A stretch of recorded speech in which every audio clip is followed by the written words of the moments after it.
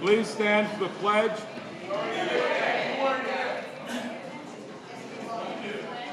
After the pledge, please remain standing for a moment of silence for our nation, our troops overseas, and our village. I have pledged allegiance to the flag of the United States of America and to the republic for which it stands, one nation, under God, indivisible, with liberty and justice for all.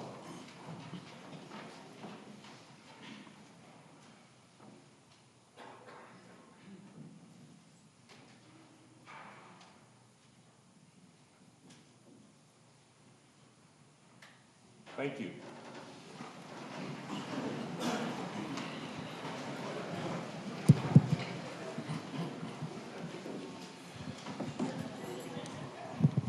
Good evening, Freeport. Madam Clerk, please call the agenda.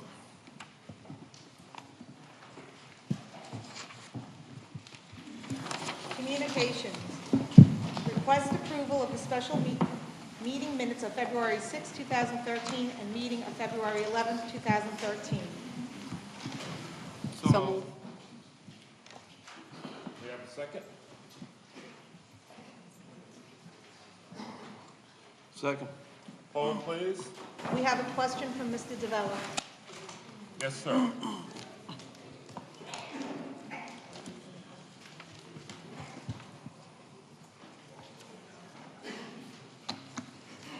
Good evening, everyone. Good evening, Good sir. evening. Apparently, there seems to be a lot of miscommunication with regards to debates that may be scheduled between the candidates, and for clarification Sir, for not everybody. here. There are no politics here, sir. I'm just asking if we can have the debate Doesn't dates. happen here, sir. I Not here. also understand that there's a court date that's looming on Wednesday morning. Sir, Do we have the date not and time here. for that? Not here. I'm just those two Not here, questions. sir. Not here.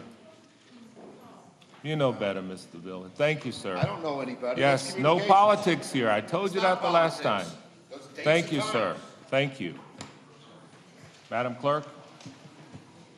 Deputy Mayor Martinez. In favor. Trustee Pinheiro. In favor. Trustee Kennedy. In favor. Mayor Hardwick. In favor. Request approval of parade and public assembly permit application submitted on behalf of the Village of Freeport and the Freeport Public Schools for the Freeport Chaos Peace March to be held on May 4th, 2013, between the hours of 9:30 a.m. to 11:30 a.m., assembling at the Freeport High School, proceed east on Pine Street, south on Bayview Avenue, west along Merritt Road, north on Brookside Avenue, ending at the Freeport High School. So move. Second. Poll, please. Deputy Mayor Martinez.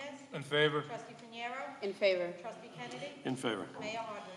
In favor.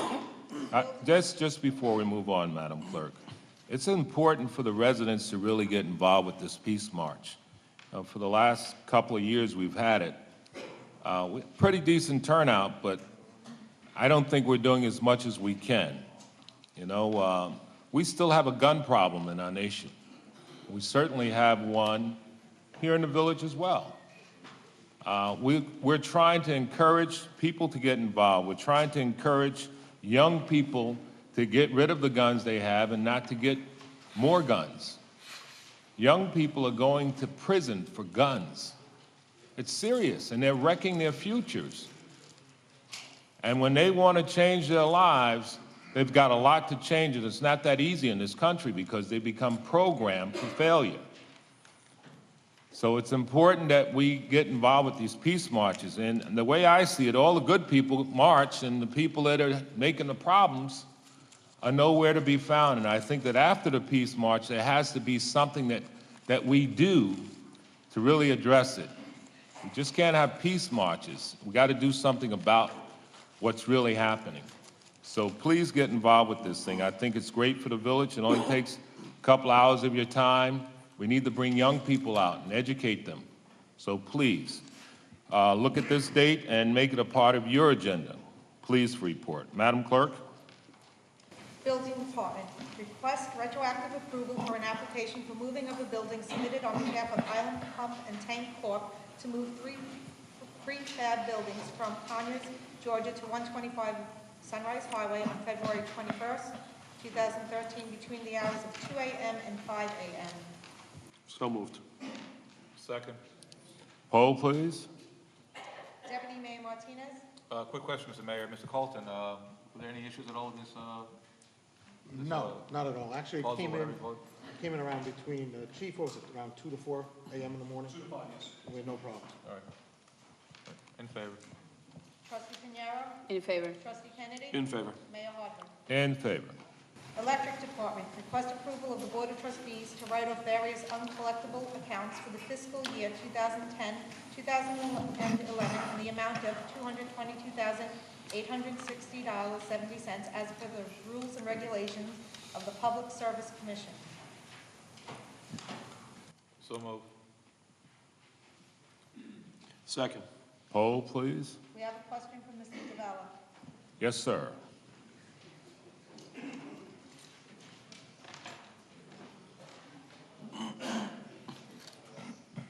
Good evening again.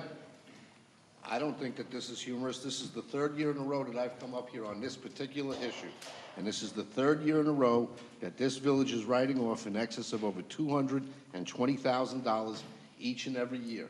And every year I make suggestions on how to go about and go back and try and get these accounts. And the center of the dais sits there and laughs at it. This is almost $1 million over the last 3 years.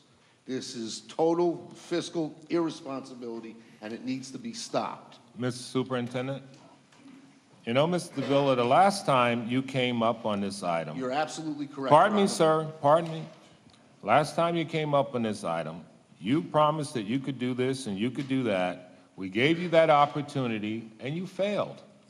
And so now here you are again making accusations, and you understand as well as we do that it's the law. You know, we just can't hold debt. If someone goes bankrupt, meaning a substantial business in the village that's purchasing electricity from the village of Freeport, they're bankrupt. And there are procedures that we have to follow by law. Mr. Superintendent, would you please come up and explain exactly what's going on? Before the superintendent comes up here, let me correct you. Last year, in fact, I did meet with Mr. Fiore, and he and I met for about an hour and a half, and I brought a debt collection service in there, and if the village was willing to sell those accounts off to that debt collection service to give any kind of monetary amount to the village whatsoever, they would have taken those accounts and then tried to collect on them. So to say that I was irresponsible in following through on Counsel? that, you are totally incorrect. Counsel? Well, actually, that would be, Mr. Fiore would address that because he met with Mr. Davella last year. Mr. Fiore?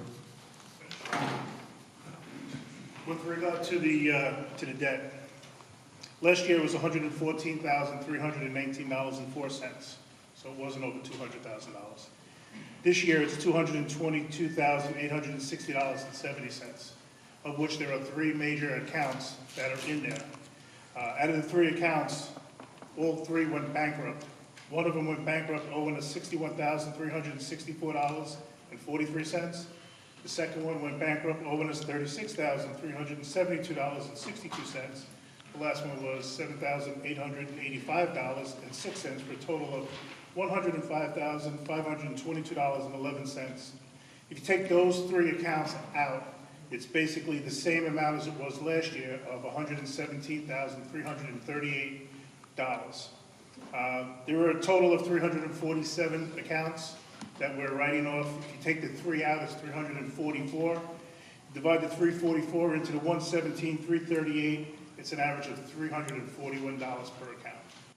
And why are we following this procedure? Well, this is just an accounting procedure where you write off your debt. Basically, this is 2-year-old debt, happened in 2010.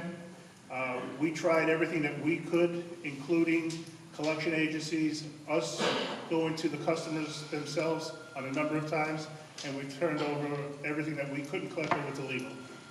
And this is what remains. Okay, let's all mute our phones, please, folks. Superintendent, what does the commission require in instances like this? Well, it may allow us to write off, and it's not only Freeport, it's every utility in the country. And they allow us to write off our uncollected debt on an annual basis. Mr. Vella, you have any more questions? You and I did meet last year? Yes, we did. Okay, and I was offering an amount of money for those debts that were still outstanding, that the village said that they couldn't collect above and beyond, and we were prepared to purchase those. There was an offer I think you made at the board meeting last year. Thank you. At the board meeting, and we never heard anything else from you, sir. Thank you. Madam Clerk? Deputy Mayor Martinez? Mr. Fiore, if you don't mind, sir, one quick question. Just make sure we're on the same page. Everything within your power, you've done to try to recover this money, correct? Absolutely. So everything within, whether it be going after legally, collection, so basically, you've exhausted every avenue. Correct. With these avenues. All right. Thank you, sir. You're welcome. In favor? Trustee Pinero? In favor. Trustee Kennedy? Mr. Fury, I'm sorry. I wanted to jump in quick, but I missed it. And I'm not sure whether it be yourself or the village attorney. Are we legally allowed to sell these bad debts? Are we legally allowed to turn around to Mr. Davella and say, these are bad debts, can you purchase them for $10,000? Or accept $10,000 for these bad debts? And if we can, why didn't we do it? I'm going to defer that. It depends, it actually depends on the debt. Obviously, debts that are in bankruptcy, we are stopped by order. We can't do anything with it. As far as the other issues are concerned, as to buying, you're also going to have problems with statute of limitations periods. Speak into the mic, You're Counsel. also going to have problems with statute of limitations periods. This is a utility debt. But that wouldn't be our statute of limitations. It would be a statute of limitations for the person who's buying the debt. Well, actually, the way it's structured is it's a 2-year statute. At this point, since we've gone ahead and we've done everything we could possibly do, the village itself can't really collect at this point. We're past that time frame. If someone wanted to purchase the debt and go elsewhere, that also would have to be something we'd have to run by Public Service Commission to see if they would permit it. May I suggest that we do that? Because even if we pick up $5,000 or $10,000 on the bad debts that aren't foreclosures or out of business, maybe we could flip them over for $5,000 or $10,000, something in the village. I'm going to answer for you next week. Thank you. Well, Thank you, sir. Madam Clerk? Trustee Kennedy? You can sit down this time for sure. Yes, sir. In favor. Mayor Hardwick? In favor. Public Works, request to approve an agreement with Operations/P.O. Box 228, Freeport, New York 11520 from March 1st, 2013 through February 28th, 2014 at a not to exceed cost of $25,000. In favor. So moved, sorry. Second. Poll, please. Deputy Mayor Martinez? In favor. Trustee Pinero? In favor. Trustee Kennedy? In favor. Mayor Hardwick? In favor. Request to advertise a notice to bidders for annual tree removal contract 2013 in the Leader and other relevant publications of general circulation on February 28th, 2013, with a return date of March 19th, 2013. So move. Second. Poll, please. Deputy Mayor Martinez? In favor. Trustee Pinero? In favor. Trustee Kennedy? In favor. Mayor Hardwick? In favor. Request to advertise a notice to bidders for Freeport Fire Department Truck Company roof replacement project in the Leader and other relevant publications of general circulation on February 28, 2013, with a return date of March 19, 2013. So move.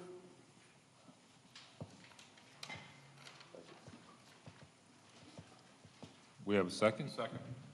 Poll, please. Deputy Mayor Martinez?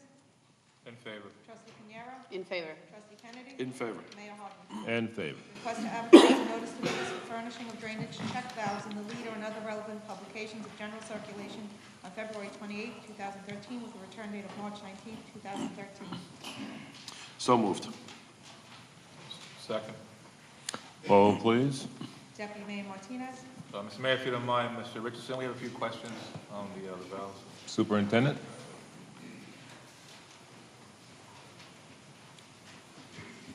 Good evening, Mayor. Good morning, sir. Good morning. Good afternoon, sir. It's been a long day already. Just to start off with, this is coming from a grant we got from New York State, correct? Yes. Is it a matching grant or is it a straight grant? It's not a matching grant. We actually, we lay out the monies up to the amount of $110,000, and that portion of it is what we'll get back. All right. What do you, initially, what do you plan on targeting these things? Hudson and that area there? We have 30 outlets throughout the village. We're looking to address all 30. to alleviate nuisance flooding. It won't break down or stop anything that'll breach the bulkheads, but it'll allow the nuisance flooders that come in from the outlets to be alleviated. From the time, on average, from the time they come in to getting installed, how long is that process? Each check valve is actually custom made for each actual outlet. Okay. So on average, you're looking at a turnaround time of anywhere from 30 to 60 days from the time they actually get the measurements, which we've already actually put the measurements out from when we did Hudson Avenue. As a test pilot, they gave us 2 check valves to use over there for 120 days. It turned out to be a good thing. So we actually gave them the other measurements of the other outlets, so that they won't have any issue as far as having to go through the process of knowing the sizes of the additional outlets. It's just a matter of us going out to bid to see what the numbers may be. So you're expecting from the time the contract's accepted, within 35 to 45 days, Right. to have these things in the... No, we're looking to have them, from the time we put the order out, Okay, that's when we can actually look at a All right. turnaround time of anywhere from 30 to 60 days. all right, thank you, sir. Madam Clerk?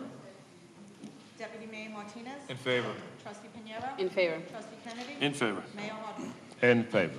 Request to advertise a notice to bidders for 2013 supply of truck parts in the Leader and other relevant publication of general circulation on February 28, 2013, with a return date of March 19, 2013.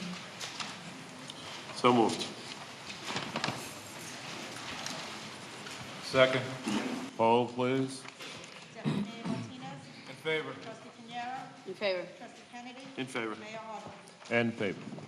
Request to extend the contract furnishing calcium hypochlorite tablet for Freeport Village Schools with commercial Clear Water, P.O. Box 909, Clandon, New York, 11030, with no increase in unit prices from March 1st, 2013 through February 28, 2014. So moved. Second. Poll, please. Deputy Mayor Martinez? In favor. Trustee Pinero? In favor. Trustee Kennedy? In favor. Mayor Hardwick. In favor. Request to extend the contract 2012 annual maintenance and landscaping in various village properties with Pascarella's Landscaping, P.O. Box 7, Old Bethpage, New York, 11804, with no increase in unit price from March 1st, 2013 through February 28, 2014. So move. Second. Poll, please. Deputy Mayor Martinez? In favor. Trustee Pinero? In favor. Trustee Kennedy? In favor. Mayor Hardwick. In favor. Request to extend the contract 2012 annual fence contract with Island Fence Company, 964 Front Street, Unionville, New York, 11553, with no increase in the unit prices from March 1st, 2013 through February 28th, 2014. So moved. Second. Poll, please. We have a question from Kelly Martinez. Yes, ma'am.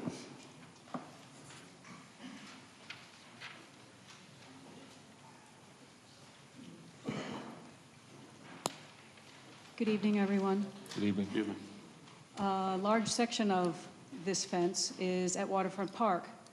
About 3 years ago, we had a discussion about Waterfront Park, and subsequently, many times since then, I've come up here and asked you guys about it, and we're paying for this fence, but we're not getting any bulkhead.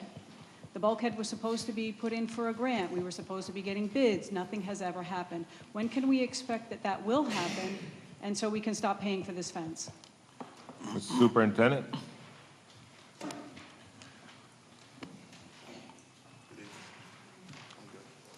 The bulkhead itself, well, the fencing basically is up now for safety precautions because we do have because of the damage to the bulkheads. Can we speak into I'm that sorry, mic, because of the please? damage to the bulkhead, we do have, which is the property itself undermining. Hold on one second. I'm really not hearing it. Hello? There we go. Okay. Can we adjust this mic at the podium?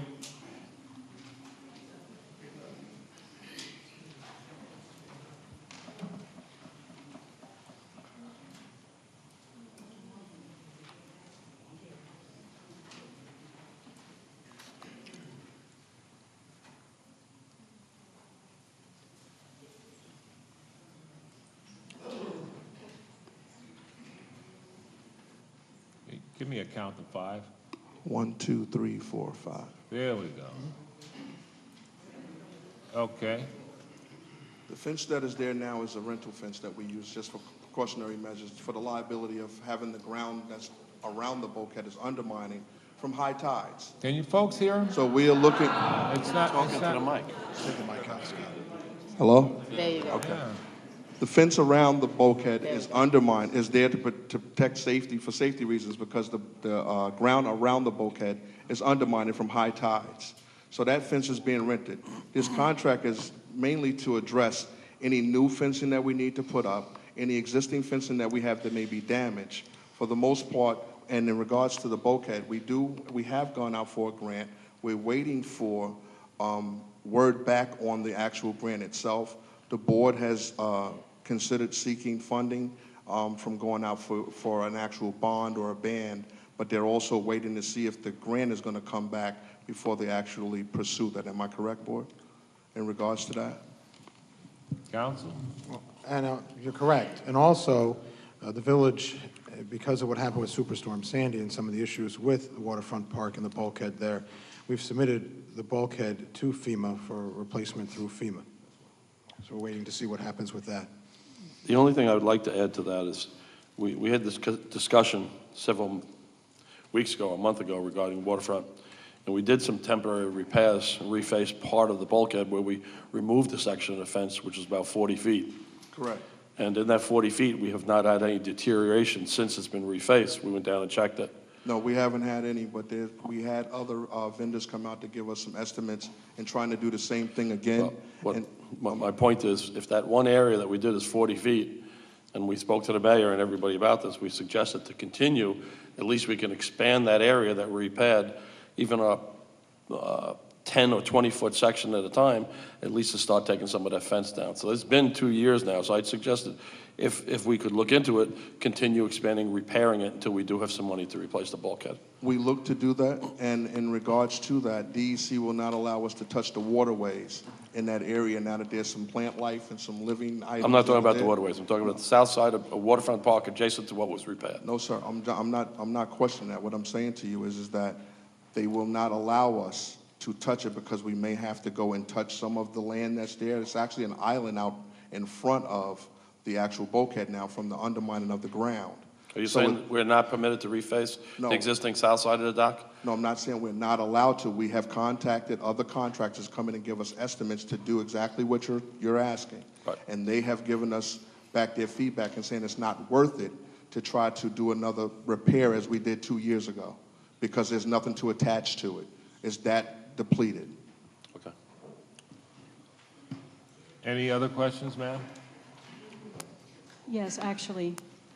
Leaving aside the damage from Hurricane Sandy and recognizing that Mr. Richardson also used to be the person filling in those undermined spaces around the pilings that were at the existing bulkhead, it seems to me that the delay in fixing this, aside from the fence cost, is going to cause even more cost in repair and or replacement because the erosion has continued unabated at this point. So now we're not putting fresh soil around the undermined areas as we did in the past.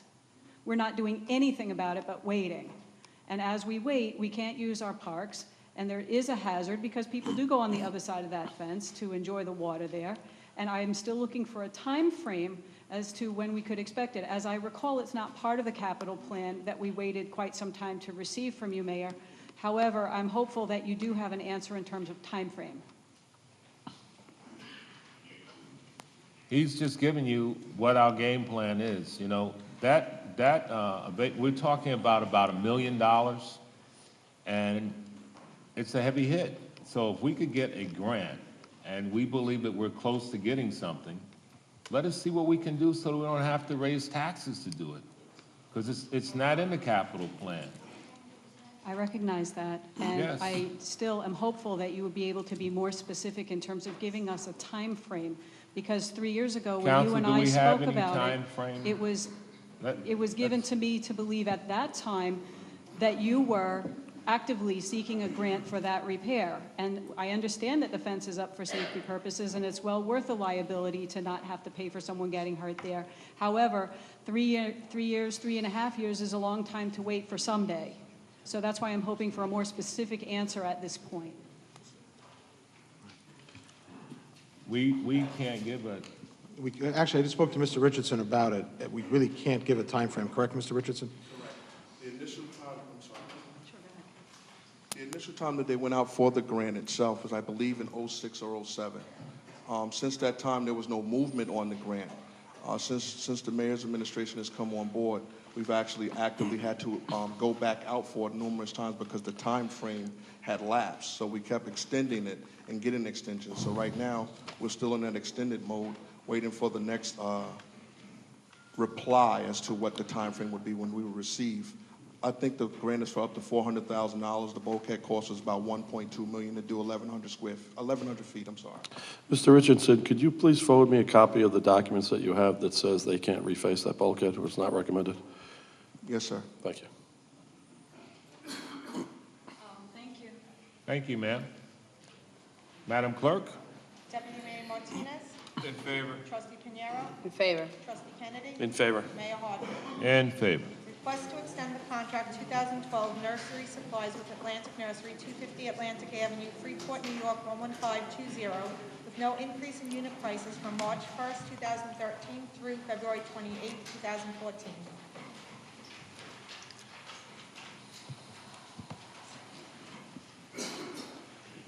So move. Second. Poll, please. Deputy Mayor Martinez? In favor. Trustee Pinero? In favor. Trustee Kennedy? In favor. Mayor Hardwick. In favor. Request to extend the contract 2012 supply of auto parts with Triad Auto Parts, 1610 Grand Avenue, Baldwin, New York, 11510, with no increase in unit prices from March 1st, 2013 through February 28th, 2014. So move. Second. Poll, please. We have a question from Mr. J. Yes, sir. Once sir. again, I want to remind the board to be vigilant when you extend bids or take bids for multiple parts, hundreds or thousands of different parts and pieces. In this case, supply of auto parts, because the individual pricing can sometimes vary from the bid price. As I related to the board several times over the years, I was in the auto parts business, and about 35 years ago, I was a low bidder, meant nothing but the town of Hempstead Highway Department, because the lowest bidder charged way in excess of his bid price. And so thousands of dollars was lost to the town of Hempstead taxpayers.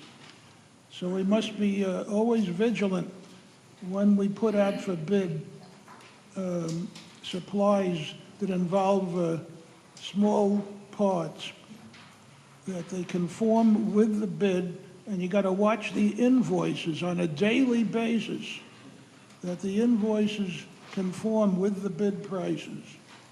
Thank you. Thank you, sir. Madam Clerk? Deputy Mayor Martinez? Mr. Mayor, I have a question. Superintendent Richardson, if you don't mind, sir.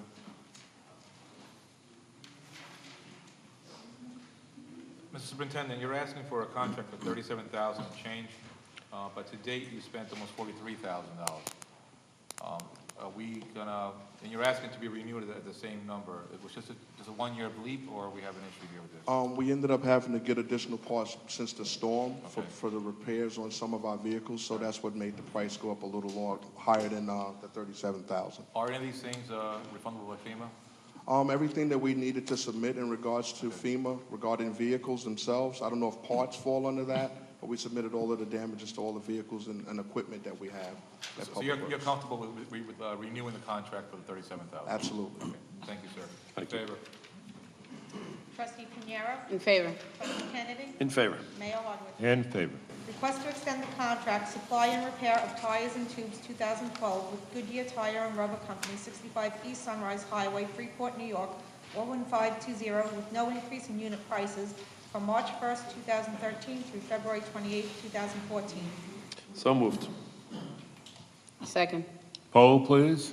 Deputy Mayor Martinez? In favor? Trustee Pinero? In favor. Trustee Kennedy? In favor. Mayor Hardwick. In favor. Request to award the contract bid for Fireman's Exempt Hole Garage Extension Project to Talty Construction, Inc., 108 Powell Avenue, Rockville Center, New York, 11570, in the amount of $113,000. So moved. Second. Poll, please.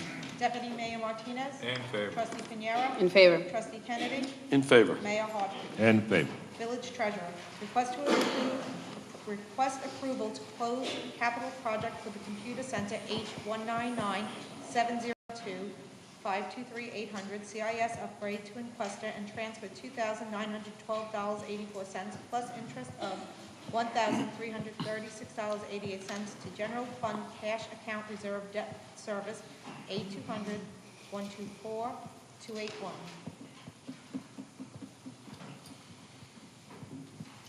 So moved.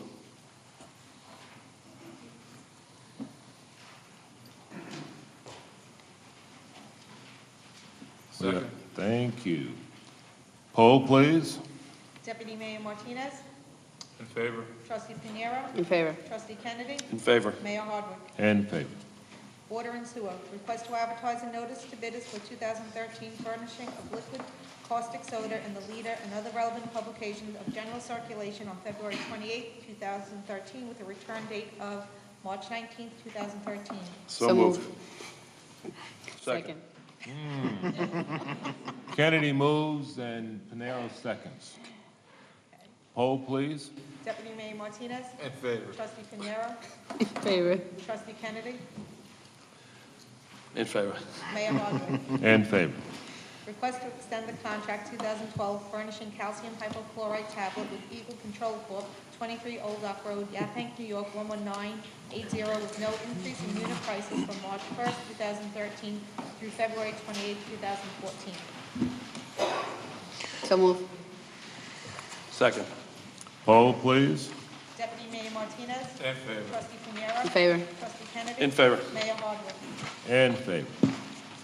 Request to extend the contract 2012 furnishing of liquid hypochlorite with Twin County Springfield Maintenance and Supply Company, Inc., 797 Conklin Street, Farmingdale, New York, 11735, with no increase in unit prices from March 1st, 2013 through February 28, 2014.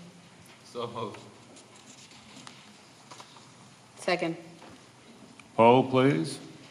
Deputy Mayor Martinez? In favor. Trustee Pinero? Favor. Trustee Kennedy? In favor. Mayor Hardwick? In favor. Request to extend the contract furnishing of sodium hexametaphosphate with Freeport Water Department with Shannon Chemical Corp. P.O. Box 376, Malvern, Pennsylvania 19355, with no increase in unit price from March 1st, 2013 through February 28, 2014. I'll move it if you can repeat it again, Madam Clerk. 3 times. So moved. Second. Poll, please. Deputy Mayor Martinez? Whatever you said, yes, in favor of that. Trustee Pinero? In favor. Trustee Kennedy? In favor. Mayor Hardwick? In favor. Madam Clerk, how many slips do we have? We have 26 slips. I have removed any duplicate slips. There is a total of 26. Okay. Before we have general comment, can I just make a couple comments? Is that okay?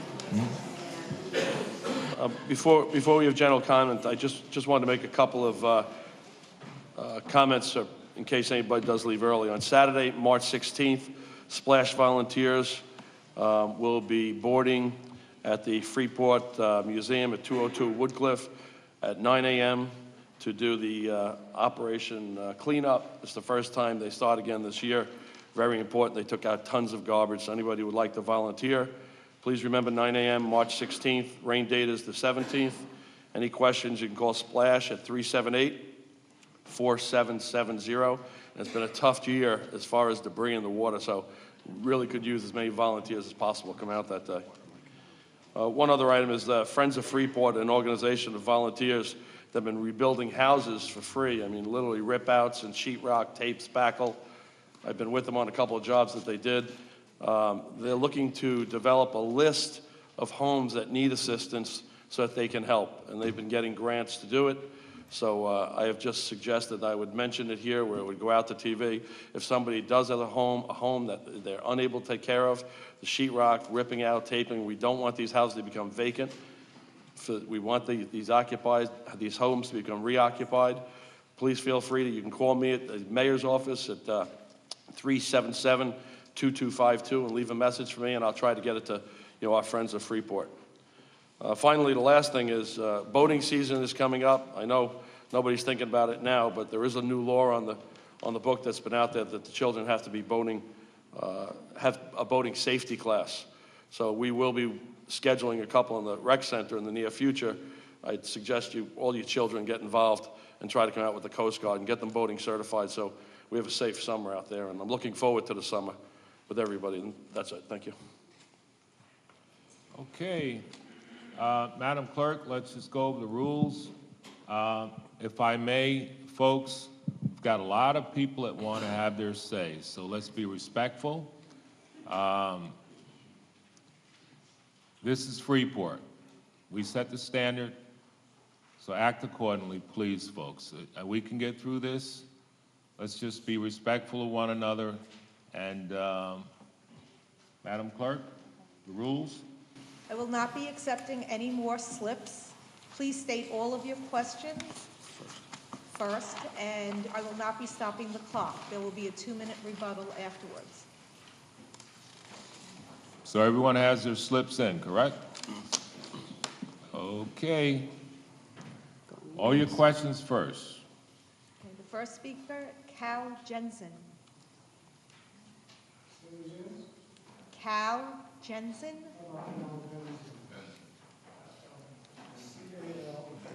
Jensen, sorry. Okay. Yes, sir.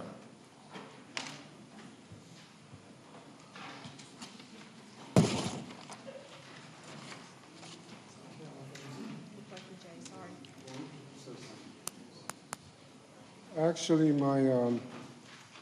the question that I have, good evening, everyone. Good Good evening. evening. I live at 134 Wallace Street, and that's another thing I wanted to suggest, that when people come up, they give their address to make sure that they live in this village. Okay? But I have lived at 134 Wallace Street for 35, 36 years. Okay? And one of my neighbors from the Dominican Republic asked me, Ms. Pinheiro, he said to me that Carmen Pinheiro is a Democrat. You can't hear me? No, sir, I'm sorry, sir. So I told him, I don't know, but when I come to a meeting, I will ask her, because he wants to know what is the difference with this party you're running with, the Unity Party, and tell me the party you're running on. The Are those party all your that you're questions? running on. Are those all your questions? Huh? Are those all your questions? That's the only question I have. I am a registered Democrat, and the Unity Home Rule team that I'm running in is a bipartisan team made up of 2 Democrats and 2 Republicans. Okay, the only thing that I'd say to that, in the entire time that I've lived here, I've known that that party is it's offspring of the Republican Party and has been for umpteen years. Therefore, this individual was very confused, because when I told him what I know of the Home Rule Party, he wanted to know what was what. The Home Rule Party was and has been a fragment of the Republican Party. Am I right or wrong? Okay, so I'm going to leave you with one last thing. I'd like to know the mission statement of your organization and what does it stand for. And I'll go back to my seat.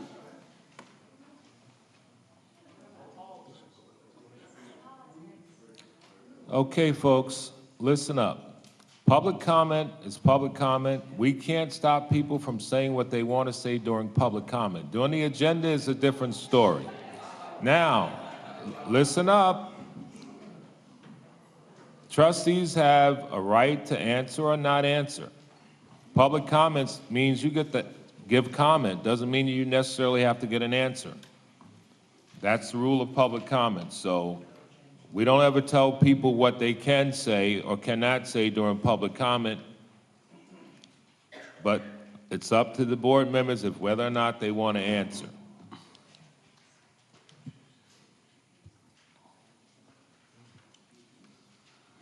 So that we all understand, no more from the pews, please. The speaking out. Let's stay together. Mark Davella.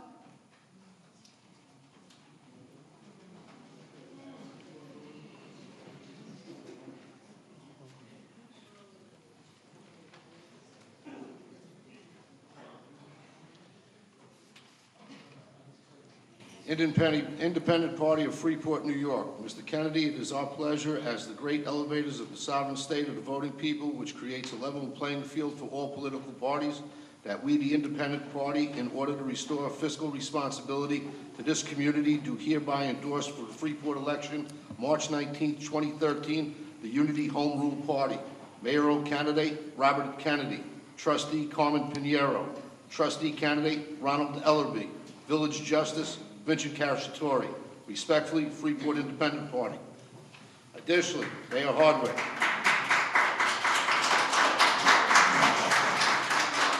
Do you, sir, have a current valid driver's license such as one of these in the state of New York that you can produce for us this evening? You continue to pay one employee in the village over $120,000. If you cannot produce said driver's license, have you been forced to forfeit driver's license? And what was the reason for it? Additionally, there's an appointed employee in this room, Ms. Shirlene Aberdeen, who's out on medical leave. She's currently working in your campaign. Sir, I'm asking not with questions. personnel matters. That's totally off board. We pay her salary of over And sir, $60,000 a year, and she's out on medical Sir, leave you and don't know actively that. working your You don't campaign. know that. You're not a village I employee. have You a don't picture know of her that. in your campaign But do you headquarters know for that this she's weekend. actually out on medical Yes, I do. leave? She's on official leave from the village, and I demand that the trustees look into this. Sir, I might just say, Additionally, Additionally, I'm totally appalled that I have members of the Freeport Police Department that call me and tell me that because they supported the Freeport PVA, that you call them at their houses individually and reprimand them for endorsing Mr. Kennedy and his Unity Home Rule team. You called them individually. Go ahead, sir. Now, those are my questions. First of all, sir, I have a license, a driver's license, that has the Freeport address for as long as I've been driving. I took my road test in Freeport. I've been a resident of this village for 52 years. I've been a volunteer fire department in this village for more than 25 years. And I'm a U.S. veteran. Can you very simply do this with your license right now? Sir, not only would I show you my license, Okay.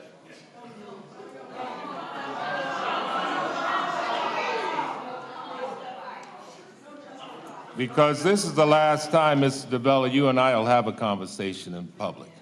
Okay. There's the mayor's driver's license. With regard, Okay, my friend?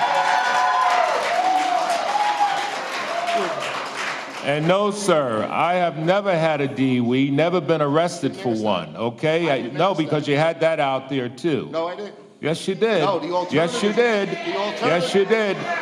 The alternative to that, very simply, is why are we employing two Well, drivers sir, for over 100? sir, you would also know that I was a Freeport fire truck driver for more than 20 years, and you have to have a driver's license to do that. That doesn't answer the question of why we're paying over $135,000 in drivers additionally. Sir, you get to make up your own numbers. Stop escalating You numbers. have two drivers. Thank you One of very them much. is Nelson, the other one, I'm not sure Sir, of his name. He's collected thank you very 15,000. much. I'm not done. The mayor runs his office, not you, Mr. Davella. Yeah. Please understand that. So you're not going to... Thank you. Okay, that's right. Madam Clerk? John Massey.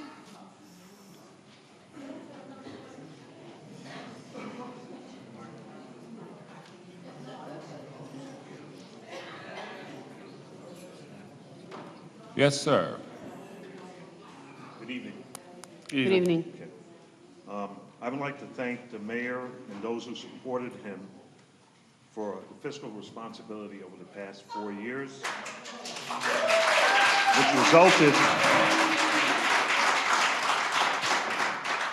which resulted in a $25 million reversal of the debt of this village.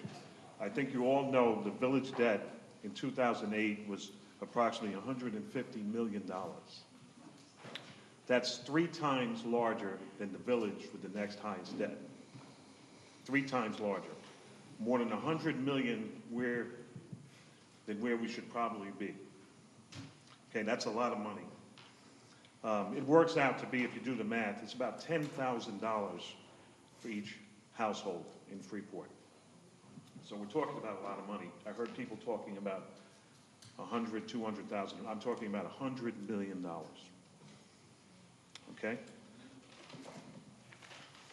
Now, although this debt was incurred in the 12 years prior to Mayor Hardwick's administration, it's still a lot of money, and I think every resident has the right to know where this money went. The next...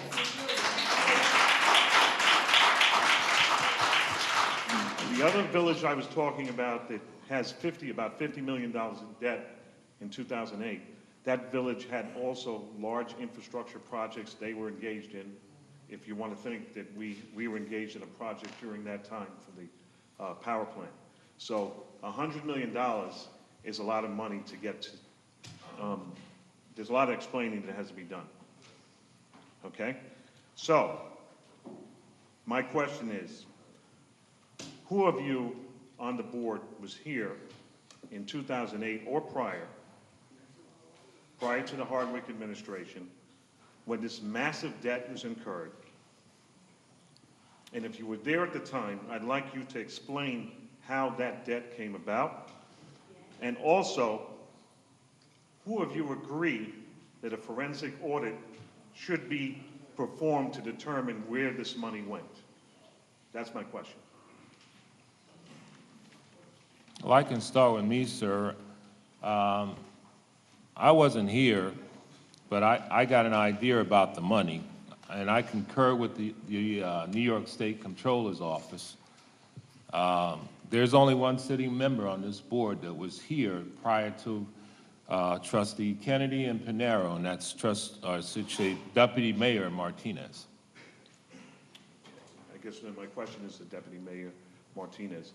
And I am aware of that New York State Comptroller report audit, and they eventually gave a report, I think, in 2009, which was followed succinctly, and is why we're in the better shape than we were in 2008. So, Trustee Martinez. Thank you for your question. I'll take under consideration.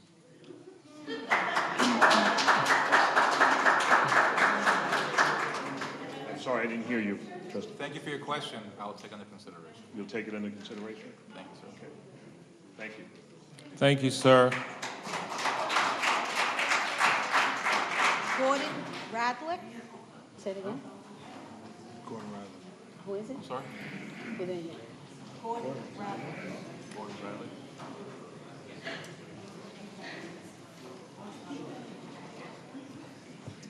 Good evening, everybody. Good evening. Good evening. My question is really about the rec center and the over budget. And that's been going on for a couple of years now. And on the January 28th meeting, a couple of scenarios were proposed that there's 30 some odd people that are on the payroll that don't show up. So I'd just like to know, do we get a hold of these people? Do we figure out where this money's been spent? Who got paid? I mean, you know, as a business owner, I know who I'm paying all the time. So for me to figure out that, or for me to understand that something went over budget by such a large number, we're not talking 5%, 10%, 20%, 30%. We're talking a neighborhood of 80% over budget for the last few years. And to this date, no one has been able to explain to me where this money has gone. And this is this administration. You know, I hear a lot of things about the past administration, but I'd like to talk about what's going on today, now. So that's one of my questions that I'd like to propose. The other question is that as far as, you know, I'd just like to make a general comment. You know, March 19th, we're going to vote. And I think that people as Freeporters, we Freeporters, have to look deep inside of ourselves and really think about, has the quality of our life, has the quality of our businesses, has the quality of our community been enhanced in the last 4 years? And I'm just throwing that out as a rhetorical question. Everybody who's gonna vote, let them vote. Let them vote their conscience. Let them vote their heart. Let them vote the way they really feel. And let them vote without any undue pressure by any outside sources. I can't pressure anybody. I don't have that control. But as far as voting, you know, I think it's such an important matter. I think it's such an important thing that everybody look inside themselves and say, has our life gotten better in the last 4 years? And, you know, I know the answer for me, and I know who I'm voting for, you know. So the question that I'm asking is, what's going on with the over budget, and have we figured out who we've been paying for the last 4 years to the tune of somewhere about Superintendent, 1.23 would you million? come up and answer gentlemen's questions? Good evening, sir. To answer your question, we keep all part-timers active because they do return in the summer, and it alleviates them having to go through the hiring practice or the process all over again that would delay them having an opportunity to even work the summer job. So we keep them active. We just don't have them actually working and gain hours to be paid for. So those individuals, as I asked once before on the 28th, I would love to see those 31 individuals so that I can compare them to the individuals that I may have in place that are staying active. You have to keep people active in order to meet the summer needs. So these may be active people who are not working right now. They may return in June or July to work. They're just active on the payroll. They're just not receiving any pay. No, the question I proposed was, who did we pay $300,000 or $350,000 in over budget? I didn't ask you who was on the pay, who was this. We paid somebody. You did say that, sir. You asked me about 31 individuals. 31 individuals. Somebody is getting this money, and I'd just like to know where it's going. 31 individuals are not getting this money. We did have summer hires. We do have part-timers that are still active as we speak, to about 75 people. We have lifeguards that start at $9.25 an hour. We do have to meet the safety needs of the rec center as well. So we do have to continue to pay those individuals. We did have summer hires that worked for about a month in the summer. And then when the summer ended, the cost of the normal summer payroll decreased. So the summer hires is where most of the monies go out, not during this time of the year. So we do have to make sure that we either look at what we're going to do going forward in this summer season as to bringing more summer hires on, or not returning the ones that were here last year at all, or looking to say, okay, what can we do in order to meet the number that we're faced with now, which is, I believe, $450,000 in order to operate the rec center with part-timers. I'm still not getting that answer, but if that's the only answer you're coming up with. If I could interrupt 1 second, sir? I'm sorry. Correct me if I'm wrong. You're asking about, there's 2 issues here. One is we were over budget on part-time employees last year and the year before. Correct. Approximately $400,000 each year. Correct. So that's one issue I think he's asking. What happened to the $400,000? Who exactly did we pay if we were only budgeted $575 and we spent $900,000? Am I correct in that question? Absolutely correct. And the second question I think that you're asking is there was a list of approximately 30 people that were paid by the rec center but not necessarily working there. Have we located where they're working at? Not saying that they're ghost employees, but if they're being paid out of the rec center, have we determined where they're working at? That's, I believe, what his question is. To answer your question, it's 11 employees that are not working directly out of the rec center, not 31. I have had, Ms. Vicki Dinelli has sent me over the list of the 11 employees, not 31, that are not working at the rec center. The budget was $595, not $575. Right. Then that $595, we did exceed the budget limit based on the amount of summer hires that we had last year. How much did you exceed it? We exceeded over $300,000. Okay, so you're correcting me on 25,000, but let's say the whole thing. We exceeded it by over $300,000. We did exceed And the year before? We exceeded it by the same amount. Okay. So I think that's what the question he's asking you. Where did that money get spent that exceeded the budget line that was allocated for? It was paid to summer youth hires. Summer youth hires. That's what it was So paid for. I think where we are, since we can see the trend, if that department is under budget, meaning that it's not giving adequate money for the salaries that are needed to carry their operation, then when you're cutting the numbers in the budget to try and make a balanced budget based on what you think as a board will be adequate to run the operation, it seems that we've been short. And that has been said. You know, you can say you want to cut this, you want to cut that, and then the folks come in and say, well, we want the bulkhead fixed, but the bulkhead costs more than $1 million. That means we got to raise taxes to do it. And then they come in and say, why are you raising the taxes? It's a no-win situation in some of these areas because we want quality of service. And something has to be done because, well, right now we know that you're not going to have that summer youth job program. So that you won't have to worry about a good portion of that funding because they've already cut that out. So let's see where we are now. And this is going to be a telltale for everyone because the numbers were never right. And the board made a decision on where they wanted to cut. Now, you're saying 31 people, and I keep saying people make up their own numbers when they come up here. It's only 11 people that work outside of the rec center. And we know who those people are. The superintendent knows who they are and where they work. So they're justified. I think that we have a lot that has to be desired when it comes to the budget and the finances in general. And this will probably be somewhere around the 100th time I've said it. This village is in dire need of a forensic audit, period.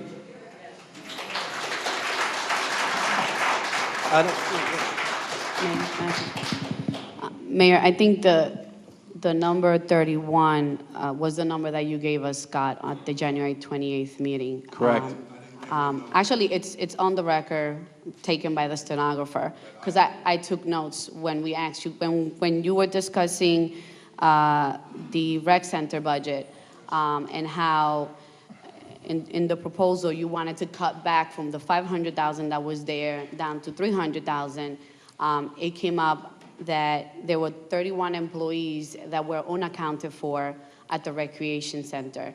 And you did say that you were going to go back to get the specific on where exactly did they work. And I'm glad to see that you got the answer that it's not 31, that it's 11 employees.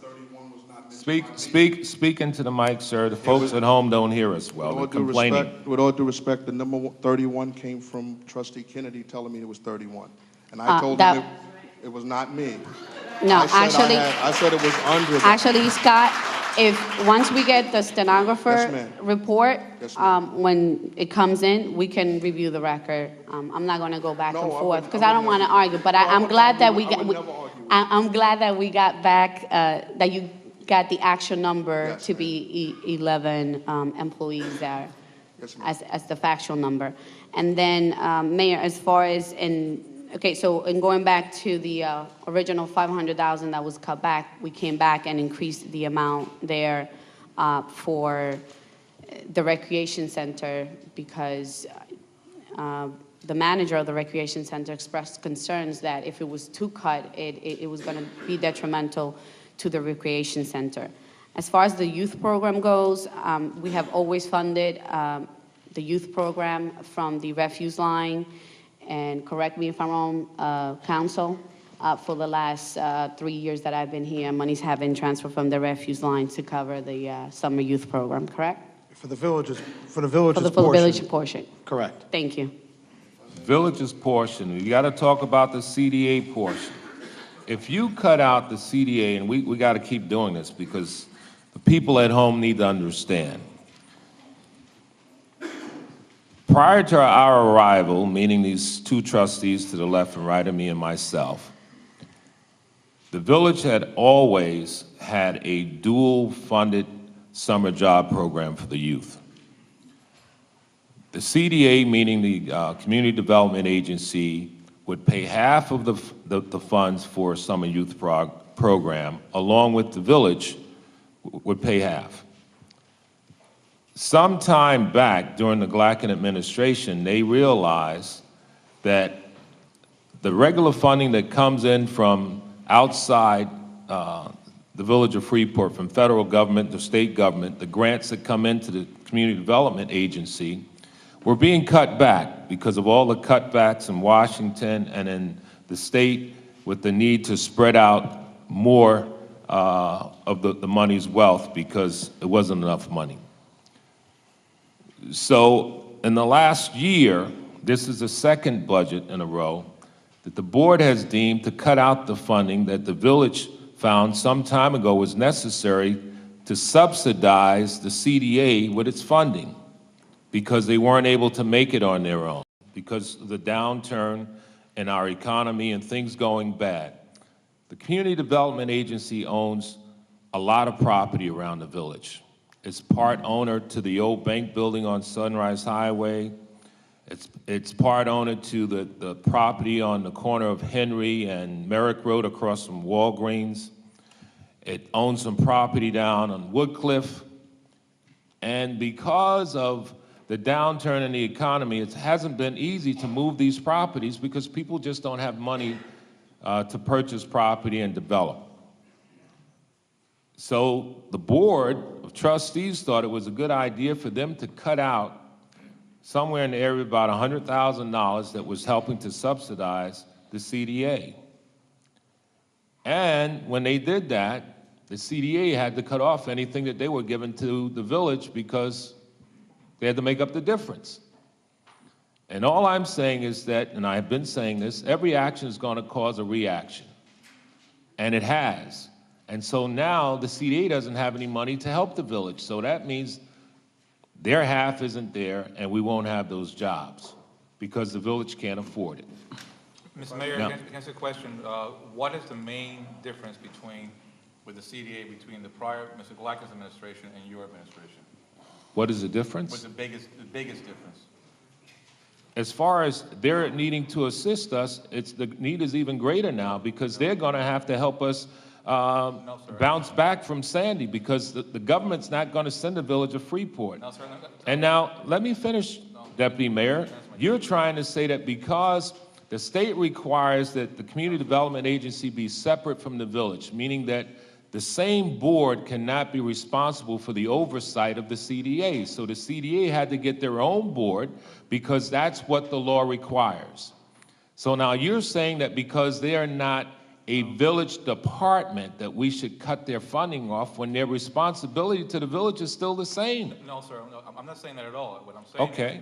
is the biggest difference is the fact that between Mr. Galactus administration, that the decision was made that the CDA became a standalone agency. It was no longer an agency of the village of Freeport. It was responsible to fund itself and to run itself and to feed itself. Second to that, this board, over an extended period of time, asked for a contract with the CDA, begged for a contract with the CDA, and CDA ignored this board. Mr. Colton, how many months and months did this board? Can I say at least 18 months to 24 months that we asked for a contract? I don't know the exact time But frame. a significant amount of time. Well- There was a period of time. Deputy Mayor, let me ask you a question. How long have you had the memorandum of understanding now? And nothing has happened from this board. Nothing. This board has had it now for months. And Mr. Mayor, we've For asked months. and we've asked for meetings with the CDA. We've asked to have a meeting with the CDA. So why haven't we had it? You tell me, sir. You tell me. Oh, come You're on. the chairman Stop of the CDA. it. Stop it. You're the chairman of the CDA. Why aren't we having a meeting? Okay. We don't want to hold the public up. They want to talk, and this That's is the truth, folks. the same kind of games we're going to keep Not a having. game, sir. I asked you Okay. a question. Continue. You're the chairman of the CDA. Continue. Where's the meeting? You can have the meeting tomorrow if you wanted the Then meeting. call You the know, meeting, sir. Then call the meeting. Call the meeting. you are clever, Mr. Martinez. Very clever. So the children's jobs and everything else don't mean anything, you know. So that meeting, you guys have had the MOE, and we've just been waiting because you're waiting for me to call the meeting, but you guys are the one that said you're going to call the meeting when you finish studying the MOE agreement. And now it's my fault that you haven't said, okay, we're ready. And this comes up every month. Call the meeting, sir. It's clever. Call the meeting. Okay. Mayor, respectfully to the board itself, when I'm presented with a budget to provide the services to the community, I have to work off of that budget. We do have budget workshops, and the department heads make their recommendations as to what their needs are in order to be successful in providing the services that the taxpayer pays. I haven't been able to be realistic in some areas of my budget in regards to when the board provides me with a finalized budget. I can make a recommendation as to I need $800,000 to run a certain area. And then when I find out the budget is adopted and it's $400,000. So I still have to try to work within those parameters. And I honestly have not been able to have a realistic budget for me to work off of in the last couple of years. Because the services that the residents need and what they pay for, I'm trying to provide each and every day to the best of my ability with my staff. But if I don't have the proper funding, I can't continue to provide the services that they need. Thank you, sir. So, again, I'm just keep going over the same thing. So last year we went over 300,000. Couldn't we figure it out at that point that we were going to need more? I mean, couldn't you, maybe if you would have attended the workshop, you would have been able to talk to some of the trustees. Sir. I understand that, but you made a comment, sir. Excuse me. I apologize. I apologize. I sent an email out to every trustee and the mayor on that board. I had a serious family matter that came into my life that weekend. My assistant was on vacation, and I spoke to Howard Colton. I told him of my situation. I sent an email out to each and every trustee explaining my situation. And I requested an immediate meeting for my department to make sure that I met with you individuals, because I don't run from anything. I don't hide from anything. I'm a responsible individual, and I try to do the best job that I can with what I have. But when I had a family emergency, I made it known to every individual. So for you to say, come to the meeting, I don't miss meetings. I see you at some meetings, not all meetings.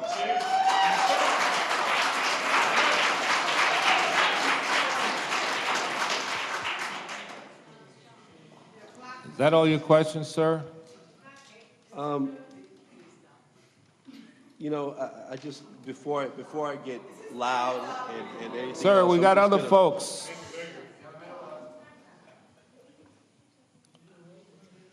The question still remains, sir. $300,000. That's your answer, sir. Thank you. Okay. Madam So you really Clerk? don't have an answer. Madam Clerk? Allison Correll.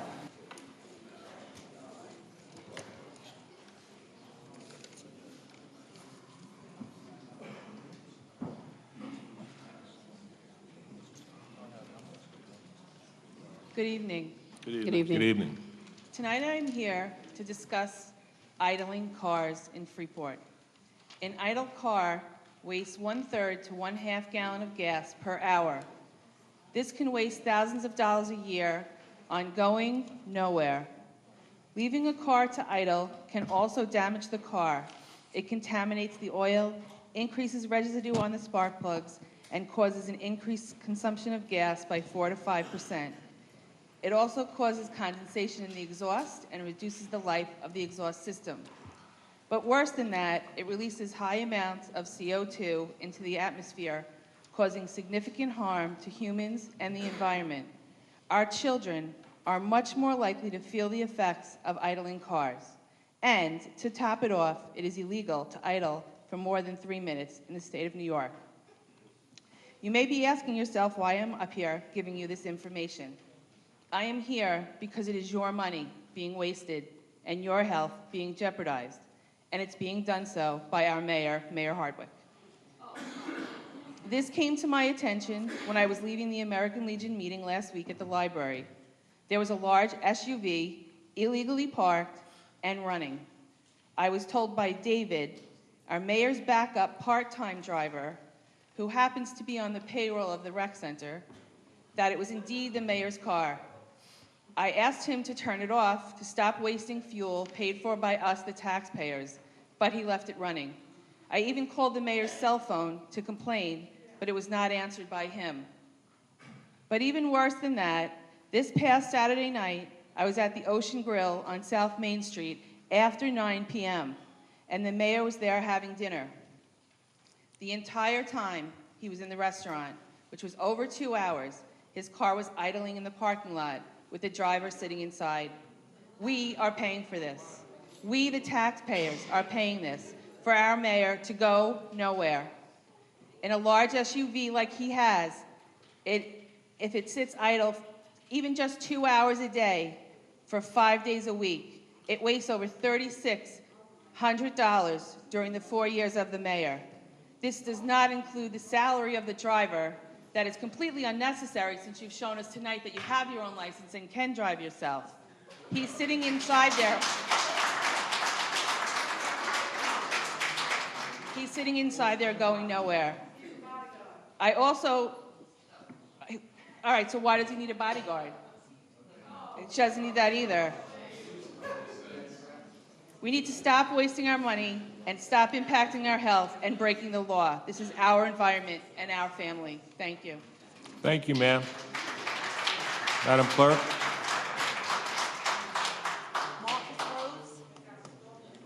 Marcus Rose?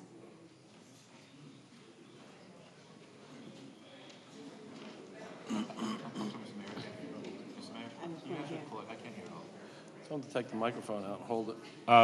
You're going to have to, Use the mic, we can't hear. folks, when you come up, please hold the mic because the board's saying that they can't hear. Can you state your name? We couldn't hear, I'm sorry. Marcos Rose. Thank you. I want to say, pardon the hood. I'm just camera shy. Yeah. I got to honestly say that this is my first town hall meeting, and I've been living in Freeport for close to 17 years, and I gotta honestly say that I'm really ashamed. I hear there's a party called the Unity Party, but I feel nothing but division in the room. I'm looking at the incumbent, Mayor Hardwick. I have to say you've been doing an excellent job, at least for the hand that you've been dealt. I don't think anybody has been asleep. We all know the economy of the whole country, and it's not just Freeport that's suffering. I live on the south side of Freeport. I'm a Sandy victim. I got over 10 feet of water in my house, and FEMA definitely dragged their feet. I have flood insurance, but again, they didn't pay me what I needed to get my life back.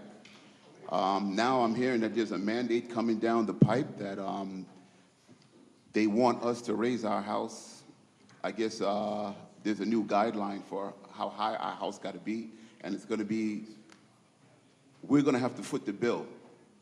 And it's really hurting me because, you know, now I got set back about 15 years with this flood.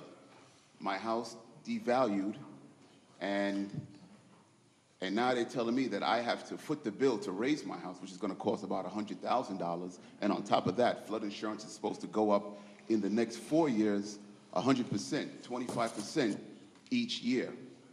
Now, you know, I work in Manhattan, and, you know, I was there September 11th. And usually when disaster happens, people come together. And, you know, I respect the name Unity Party, but I just don't see it. All I see right now, and I got to go back to my Bible, I just see Christ between two thieves. And I got to keep it.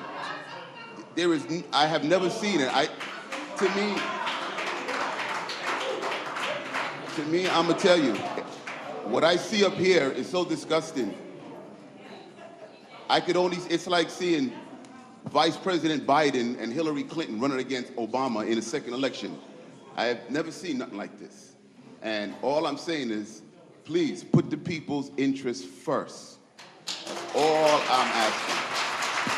Thank you. Thank you, sir. Before you, I just want to say that, you know, I wouldn't be alarmed about this elevation rumor that's going on. It's extremely difficult for the government to mandate that someone elevate their property or else without providing adequate assistance. So I wouldn't be alarmed with that because it's not really practical. So we don't want public hysteria to go crazy with this because it hasn't landed, okay? I just want to make that clear. Mr. Madam, Mayor, if you don't mind. Yes, sir. Just to echo that, well, my fellow residents, as a victim of In the mic, sir, in the as a mic. victim of Hurricane Sandy, by all means, the mayor is correct. Don't get crazy regarding these rumors or any kind of thing you may get. If you do get a letter from the government, from the federal government, please call the building department. Make sure they'll explain to you. We're going to do everything possible to make sure that we turn this village around. But the mayor's correct, and all these rumors and stuff. They cannot force us, and nobody's going to force you to raise your house. Only you can do that. What we are doing is, I know individually in this board, I know through the mayor's office, we are working hard to go after our federal elected officials because we need money to help us raise our homes. In fact, I ask all of you to please call Senator Schumer's office and Senator Gillibrand's office and ask them where is the money as far as the grants regarding raising these homes. In the past, as most of you know, there was grants that matched up to, or they gave you 75% to raise those homes.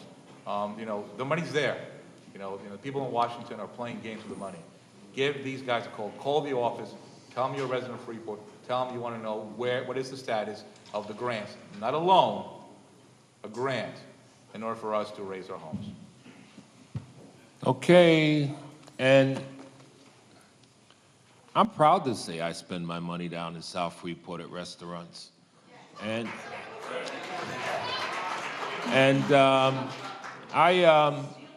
I was meeting with a couple of residents, and it's work for me. It's not like I'm having fun on my own time. I'm working for the village, and no, I don't work alone. I am the mayor of the second largest village in the state of New York.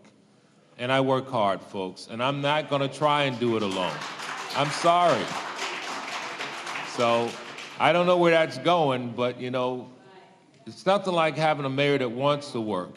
I know that as a resident for 52 years. Madam Clerk? Patrick Morrison.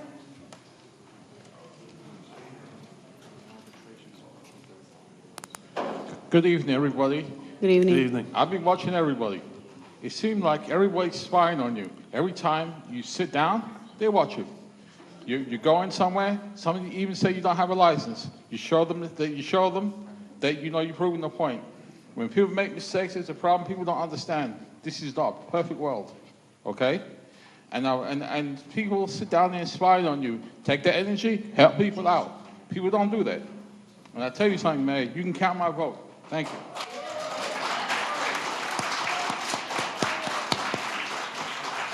Thank you, sir. Madam Clerk? Debbie Wilson. Yes, ma'am.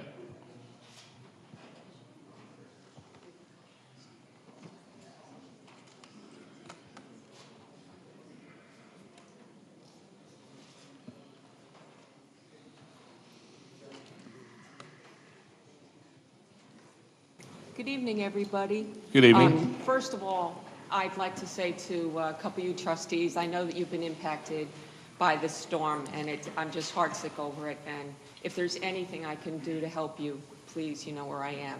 I'd also like to acknowledge a group of individuals over in the room there, the Friends of Freeport. And you guys have done an amazing job of helping the people in this village try to get through this storm.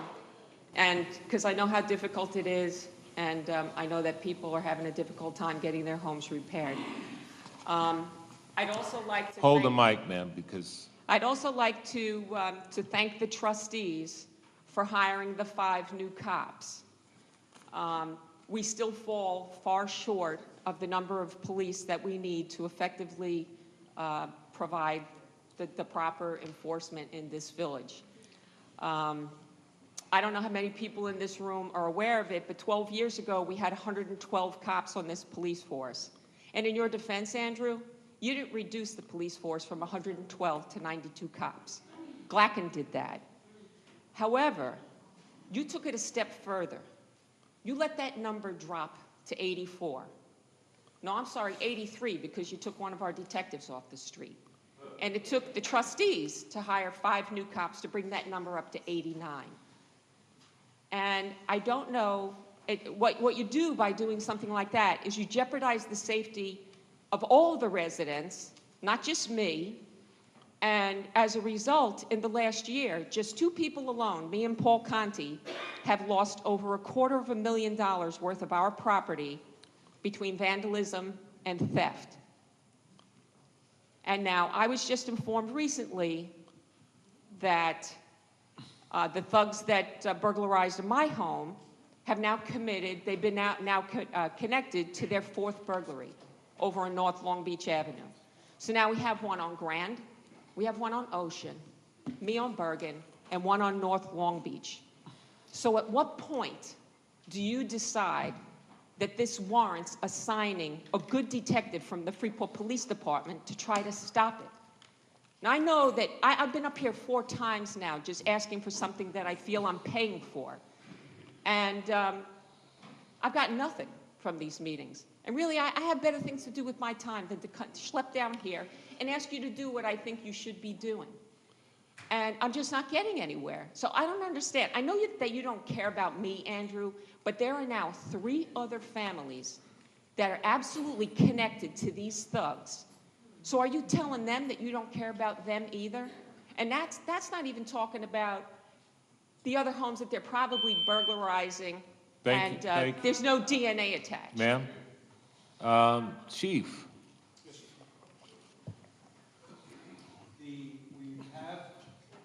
In the mic, please, Chief. We have transmitted bulletins to every member of the Freeport Police Department and also in the community through SPIN, both in Freeport and Nassau County, showing a picture of the person who we feel is responsible, who the DNA came back as the person who committed the burglary in your home. So it's not just Freeport, it's also Nassau County is also working on this. I know Nassau County is the lead investigating team. For the last year, though, I've been asking you to assign a good detective from the Freeport Police Department. And I mentioned to you last I time. mean, and had you done that, maybe this one on North Long Beach wouldn't have happened. As I mentioned to you last time, Detective Williams is the investigator who's assigned to those burglaries. I know, and when I left this room the last time, I walked out into the hallway, and who'd I bump into? Tommy Williams. So I asked him to update me on the case. He had no clue what I was talking about. And he said he wasn't familiar with my case. I can't answer that, but he is the detective who was assigned to this case. Mm-hmm. Okay. Yeah, ma'am? Ma'am? Chief, is that it? Is that it? That's it, yes. Okay. Okay, folks. I mean, I'd like the response from the trustees, truthfully. I haven't heard from them yet on this. I've been here 4 times. I mean, how do you feel about this situation, the way I've been treated when I've come down here, and what do you think should be done? Well, before they do that, ma'am, I've done this for folks before. This is not a good place to discuss a police matter at your residence because it tells whomever that's responsible or your business and what's going on. I think that this should be something you do. With all due respect, I've written the chief a couple of letters, and I've gotten no response. So I was forced to come down here. Like I said, I didn't want to come down here. I was forced to come down here. Chief, can you go down with the resident and work this out without it going on television with all her business? I just don't think it's a wise thing. No, to this do. is village business. Okay. Because you talk about crime being down, ma'am. but it's not. Okay, if that's what you want, Between me and Paul Conti, $250,000 in 1 year. Do we That's know not anything chump about Paul change. Conti with $250,000? I had a meeting with Mr. Conti. I'm sorry, Chief, I apologize. Mr. Mayor, I think you're right. At this point, Ms. Wilson, with all due respect to you, just me personally, when it comes to police issues, I've taken a practice not to discuss them in public. There are multiple investigations going on at the same time. There's more than one investigation. We are concerned that anything said could jeopardize those issues. Particularly, it's unfair, in my opinion, for the police chief to discuss other individuals who are not here in the room. By all means, if you can please, either step off to the side and talk to the police chief, or if you can, first thing tomorrow morning, have a meeting with him. I just feel it's not right at this point to discuss those things, because there are multiple issues going on. And I do apologize for interrupting you and the mayor and the police chief. It's been a year. Ma'am, I understand on a regular basis, you can Year. imagine, on a regular basis as a trustee, people are asking me about specific things, and it's really painful sometimes to be able to say I can't talk about it. I can tell you one particular incident that I was personally involved in. I mean, I couldn't talk about it, and it was something that was literally on a daily basis. It was eating at me, but it's just not fair to the men and women who are out there in the street, and it's not fair to you, because whatever... And they're doing a great job. They're doing the best that they Fantastic can job. with the resources Right. that they've got. And more reason to, And that's it. more reason to keep these items on a private conversation. You don't want something to come out that could jeopardize another investigation. The police department is constantly working on several pieces at one time. So I think it's in the best interest of everybody to just at this point, by all means, either step off to the side or have a conversation tomorrow. And I do apologize for interrupting. And All means, by all means. Sorry, ma'am. I like being helpful, and sometimes it's quite difficult because, for whatever reason. But I'd like to see your matter cleared up. When you left that day, I thought that this was handled, and I haven't heard anything from you since. So, Andrew, I've been here 4 times. ma'am, I understand. You have anything else? Do you have anything else? No. Thank you, ma'am. Chief, please get back to me. Let's follow up. Madam Clerk.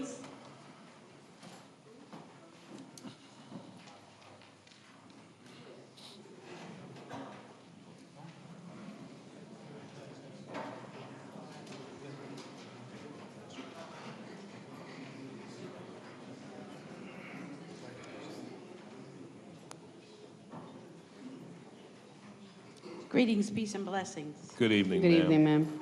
Mr. Mayor, regardless of all the negative people that demonstrate against you and say nasty things about you, there are more decent, honest, and sound-minded people living in Freeport that respects your accomplishments in 4 years. We wonder how much we could have accomplished if the trustees had cared about Freeport first instead of what they could take out of Freeport. People who have known you for years, worked with you, broke bread with you, rode the fire trucks with you, now hate you. These people believe in their hearts and soul that President Obama is an undercover Muslim and wasn't born in this country. These people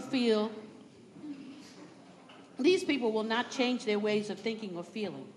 Dr. Martin Luther King referred to them as sincere, ignorant souls. These people feel that they're entitled to special privileges, an entitlement that you and I were not born to share. Those that demonstrate against you, put up stupid posters, march around looking foolish, chanting silly slogans, never showed up at the relief center after Hurricane Sandy to assist their neighbors that were put in harm's way. Trustee Martinez was seen once at the relief center. His group was approached by a female volunteer from Merrick, and she asked if they were there to volunteer. Their response was no, and immediately left. Folks, please. Folks, listen. I've tried to be tolerant because I understand tonight's the last public comment night before the election. Let's calm down, okay? I don't want anyone to be thrown out. But from this moment on, if you speak out loud from your seat and I see you, you will go home. Okay? Let's do this now. We're Freeport. Thank you. Madam? Thank you. The village had over 200 volunteers from all over the country. How many people to my right gave relief to the center to aid the Freeporters in their time of need? Please raise your hands.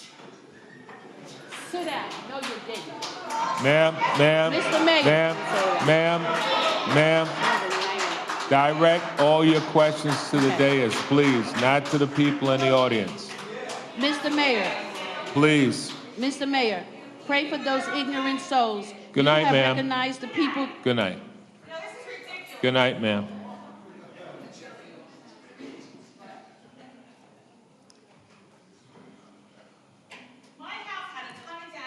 Ma'am, good night. Good night, ma'am, good night. Good night, ladies. Good night. Good night. Folks, please. I'm telling you, if you speak out, I see you, you're leaving, okay? If I could just say so, that any messages should be directed at the dais. I just not said to the that, audience. trustee. Thank you. Madam Clerk?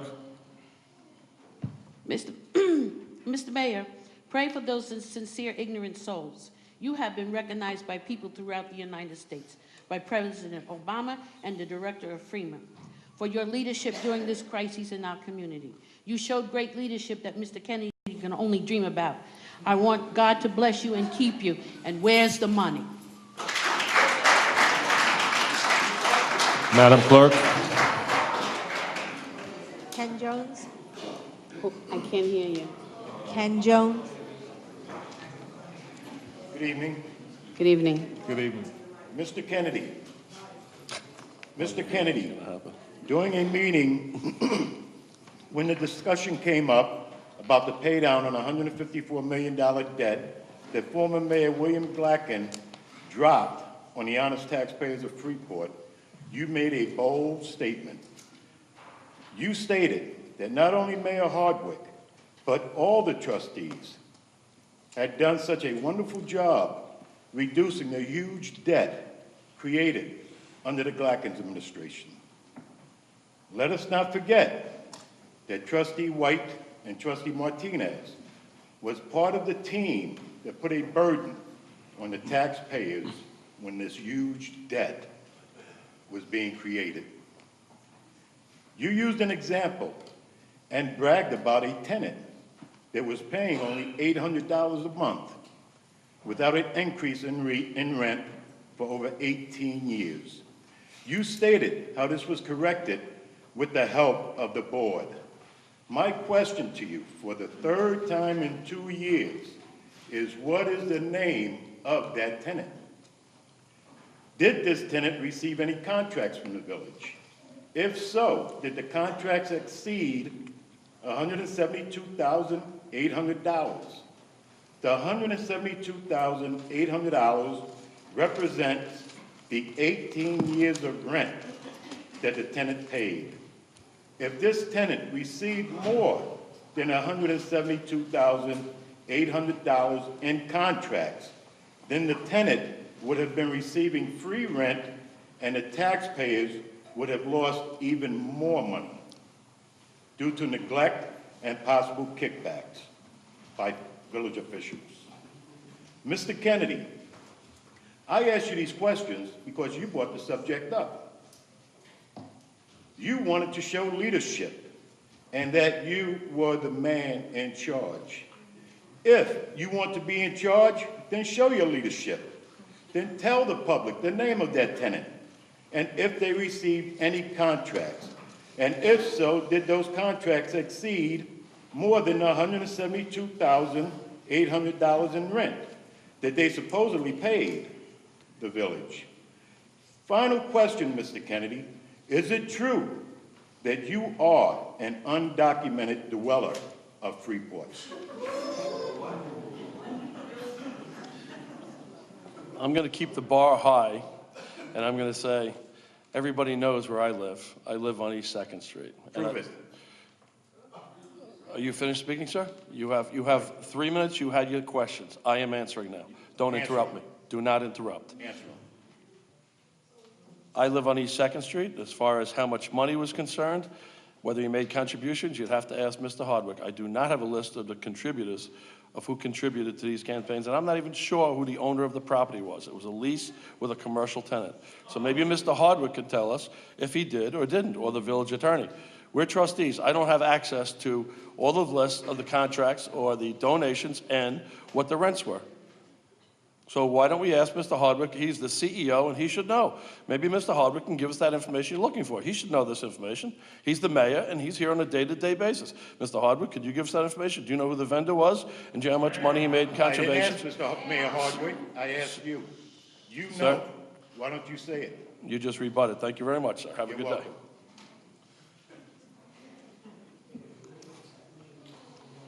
Annette Dennis.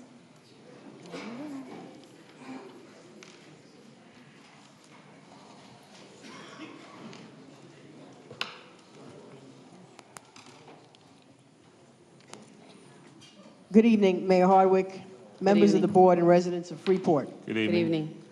Trustee Kennedy, the public now knows what kind of guy you really are. Your robocalls and postcards about a non-existent 9% tax increase, alarming the public about something that you knew wasn't true, was just a sham to deceive the people of this village. Furthermore, it was insensitive.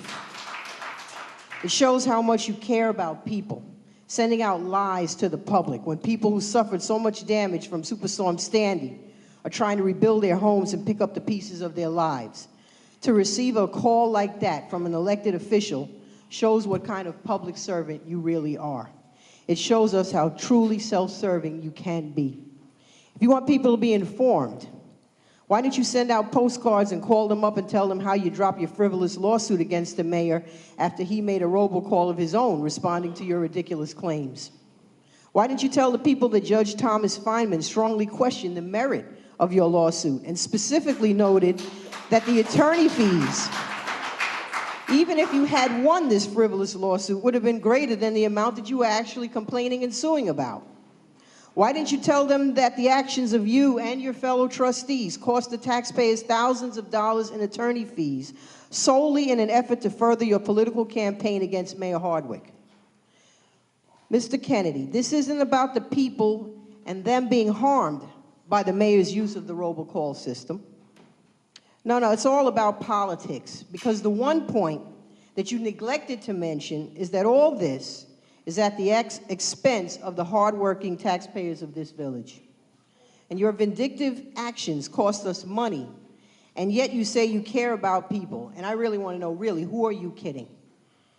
Why didn't you make calls telling the public that the contract for filming these meetings here on Channel 18 and 44 will expire in 3 months? Why didn't you tell them that you want Channel 1844 off the air? These recent recordings are so poor that we can barely hear what's being said. Maybe that's being done on purpose, since the new person filming these meetings was your choice.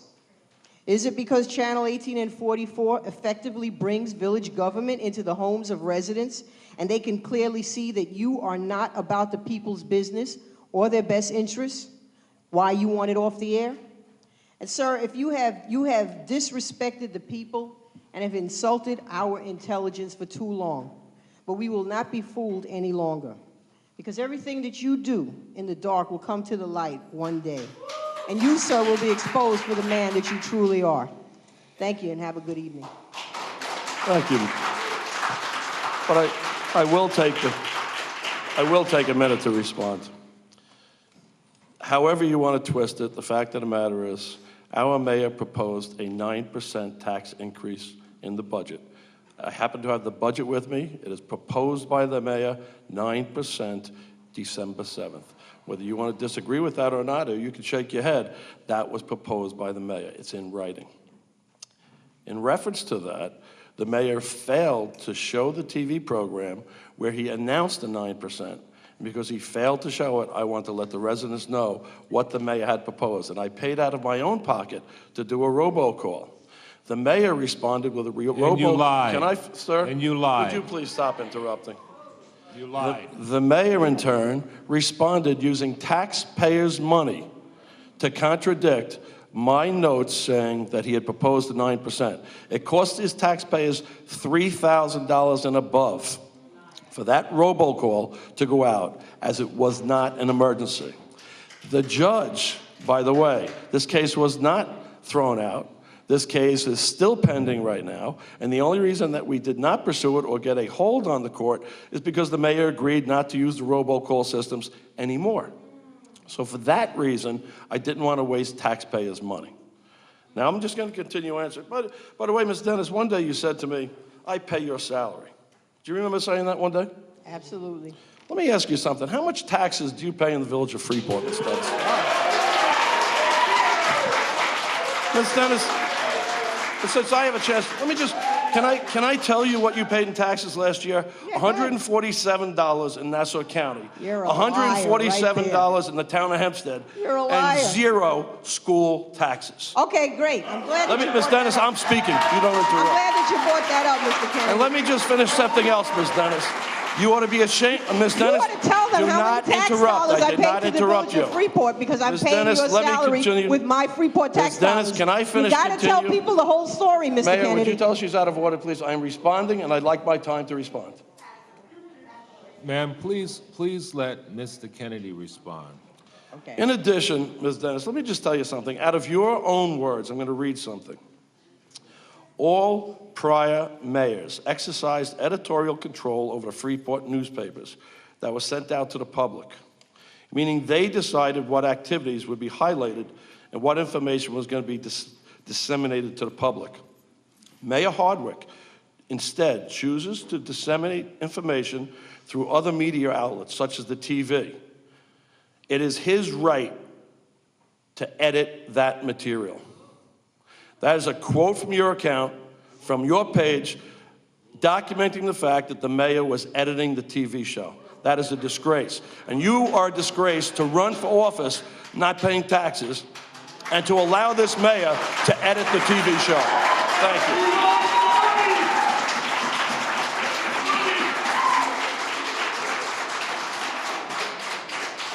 Thank you. First off, what you just said about what I pay, sir, is an out-and-out lie. Okay. Okay? I pay Freeport taxes, and I pay your salary. And when I ask a question, I expect an honest answer. Tell the people the truth. If you want to know anything about my tax dollars, it's public knowledge. I am an ordained minister, and I follow the laws, and I have an exemption. Furthermore, also, in terms of your comment, January 7th, the meeting did not take place on December 7th. It took place on January 7th. We sat here, this room, you sat right in that same seat next to the mayor while the presentation of that budget by Mr. Colton and Mr. Tanner was made to the mayor and the board, and every single member on this board voted no. So for you to turn around and tell people that the mayor proposed a tax percent increase of 9% is a deliberate lie and an attempt to mislead the public on what happened. Furthermore, as to editing material, the mayor has not edited tapes, nor have I endorsed him editing tapes. I said he has the option as the mayor to present the material that he wants the public to see, like any other Freeport mayor in the past that has preceded him. So, sir, you need to get your facts straight and stop misleading, stop telling half-truths to the public. Thank you, tell ma'am. the truth. I Get have all the facts truth. straight. Believe me, I have all the Get the facts truth. straight and tell the truth. And did you know You are also- sitting up there as an elected official. Tell the truth. Did you know also it is a fact that you must be engaged in ministerial assignments as a principal occupation? Are you employed by National Grid also as a full-time job? Yes, I Thank am. you, Ms. Dennis. Well, then Yes, I it's am. not, then you do Yes, not I comply am. with the laws. Yes, I am. Have a good day. And I am also an ordained minister. You do do you not have a comply with problem the with laws. ministers? Thank do you you. have a problem with someone who's entitled to an exemption? Absolutely not. Perhaps maybe you should speak to Kate Murray and some of the others that are sending out mailings telling people that if you are entitled to an exemption, you should take advantage of it and submit it. Pay your taxes. I pay my taxes, sir. Pay your taxes. I pay my Thank taxes, sir. I pay my taxes. Tell the truth. Thank you, ma'am. You're welcome. Thank you, ma'am. Have a good evening, folks. Don't be misinformed. Thank you. This guy here is telling you half-truths. Thank you, ma'am. If I may, first of all, I think that it's important that all the residents know that we do not have a 9% tax increase. Our tax increase that the Board of Trustees voted on, I voted against, was less than 3%.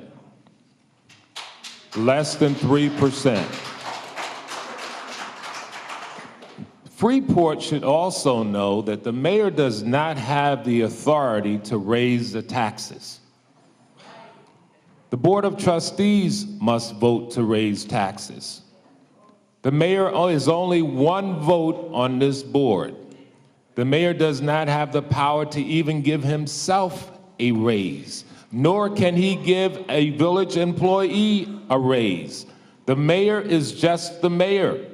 The Board of Trustees must vote on every single financial need of this village. The mayor does not have the ability to do it by himself. So the lies that Mr. Kennedy and other friends of his that are putting out about the mayor is going to raise it 12%, the mayor is going to raise it 9%, the mayor does not have that power. The mayor voted no on the entire tax increase. I voted no. The 4 village trustees on this year's budget voted for a tax increase that was under 9%. I voted no because I felt, one, they were double taxing the public. It is not good. Triple taxing? Okay. The bottom line is that the recreation center fees were raised, and they raised the taxes on the people. I think that's unfair. Plus, the fact that they voted out that portion of money that would have helped with the summer youth job program, I thought that that was wrong.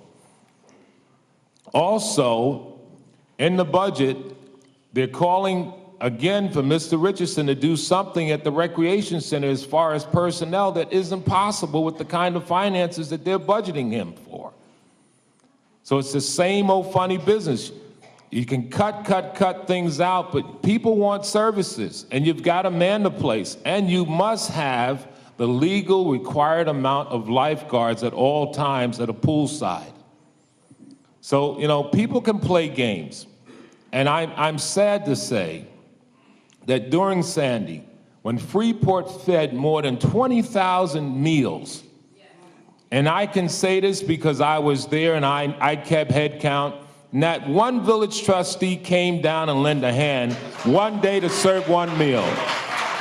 And that's the God's honest truth, and I'm not going to let people get a free ride. There were too many Freeport victims of Sandy that came down on their own time and helped others when they were suffering themselves. And I don't want to discredit those people by the non-actions of public officials that were totally absent. And it's a shame. And you can say whatever you want to say, but too many people know the truth. That is a complete liar. Tell the truth, Mr. Hardwick. Tell the truth, please. I'll tell the truth, sir. The truth is, you had a fiduciary obligation to vote on a forensic audit because you knew that this village had been mismanaged. You should have done the right thing. And it's a sad day when 2 people vowed that they would and got here and flipped on the people that elected them to office. That's a shame. You ought to be ashamed of yourselves.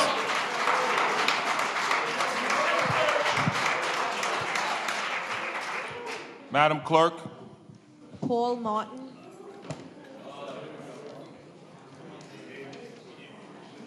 Good evening, sir.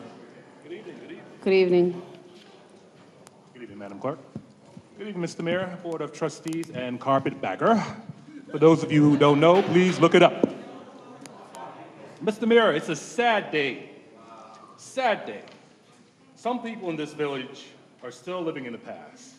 These people act as if it's still 1813 instead of 2013. Time has moved on, folks, and still wish for time when people chewed tobacco, were missing front teeth, and felt strong with a gun, with a gang hiding in the dark and pillowcases over their head. This is a different time in this country.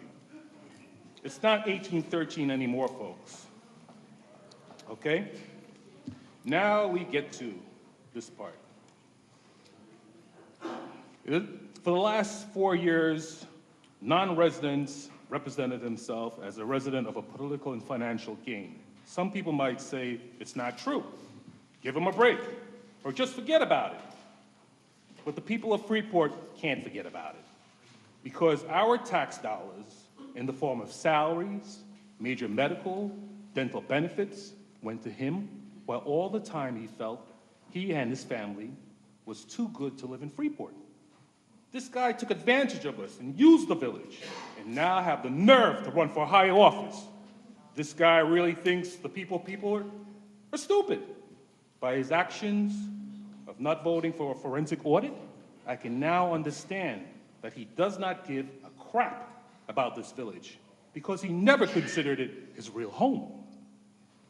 I own 2 homes, but I can only call one my primary and only vote in that township.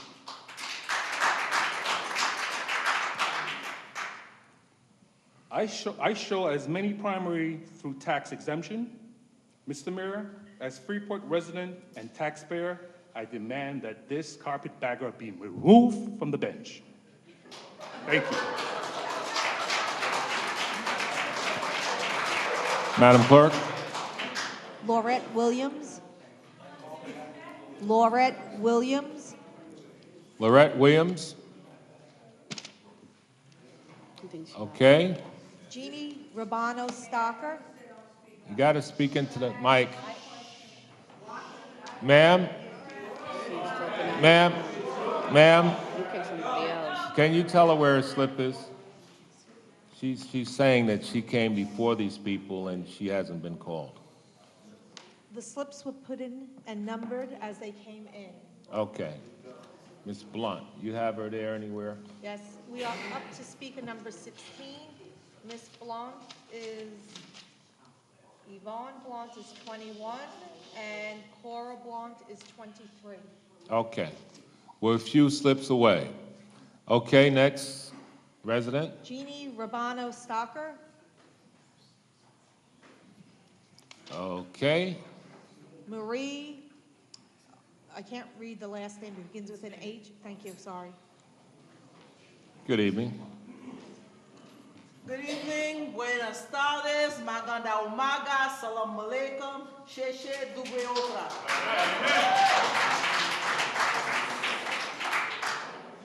Good evening, Mayor Hardwick. Good evening, Good board, and good evening, my brothers and sisters of Freeport. Good evening. Good evening. Well, it's good to see you guys sitting and trying to get along, because I remember at the NAACP, all of us were sitting there eating together and breaking bread together. It's a shame that we can't break bread together right here.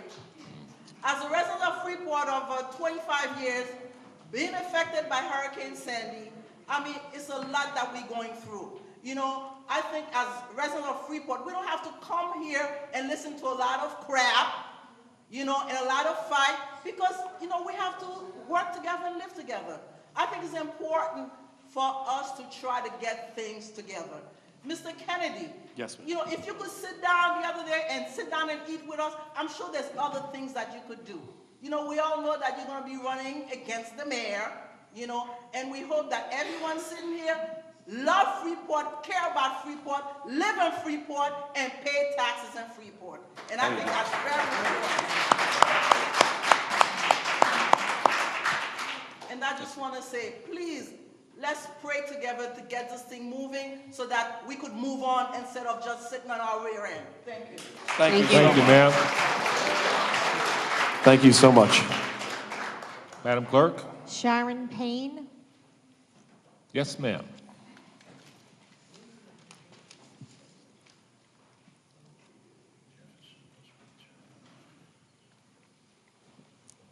Good evening. Good evening. Good evening, ma'am. Freeport, good evening, Board. Good evening. I'm here tonight, and it's really interesting, but I was here about a year ago and expressed concern at the time regarding a forensic audit and the New York State Auditor's report that it came out about a year ago. But I was at the meeting about a year ago. And, you know, it's to the tune of about $4.92 million. And I've heard it broken down this evening in terms of how much that costs each homeowner here. Yet I sit here and I listen to this board and to trustees here, and I'm sorry, Trustee Kennedy, you sat here and you talked to Mr. Richardson about part-time employees and why we can't balance that budget. We're talking about $4.92 million. What are we doing here? I mean, let's get real. Is this cartoons or what? You know, it's not okay to put it on your website when you're campaigning as of January 15th that you have made motions and you support the forensic audit. How many times have you voted for this audit, Trustee Pinheiro? It was Zero. on your website. That Zero. you, as of January 15th, that you have made motions and you continue to be vigilant about the forensic audit. When does that, it's not okay just to put it on your website. You have intelligent people here. You've been on the board of Freeport. Everyone here is intelligent. You cannot just write it there and don't do it. Let's be honest.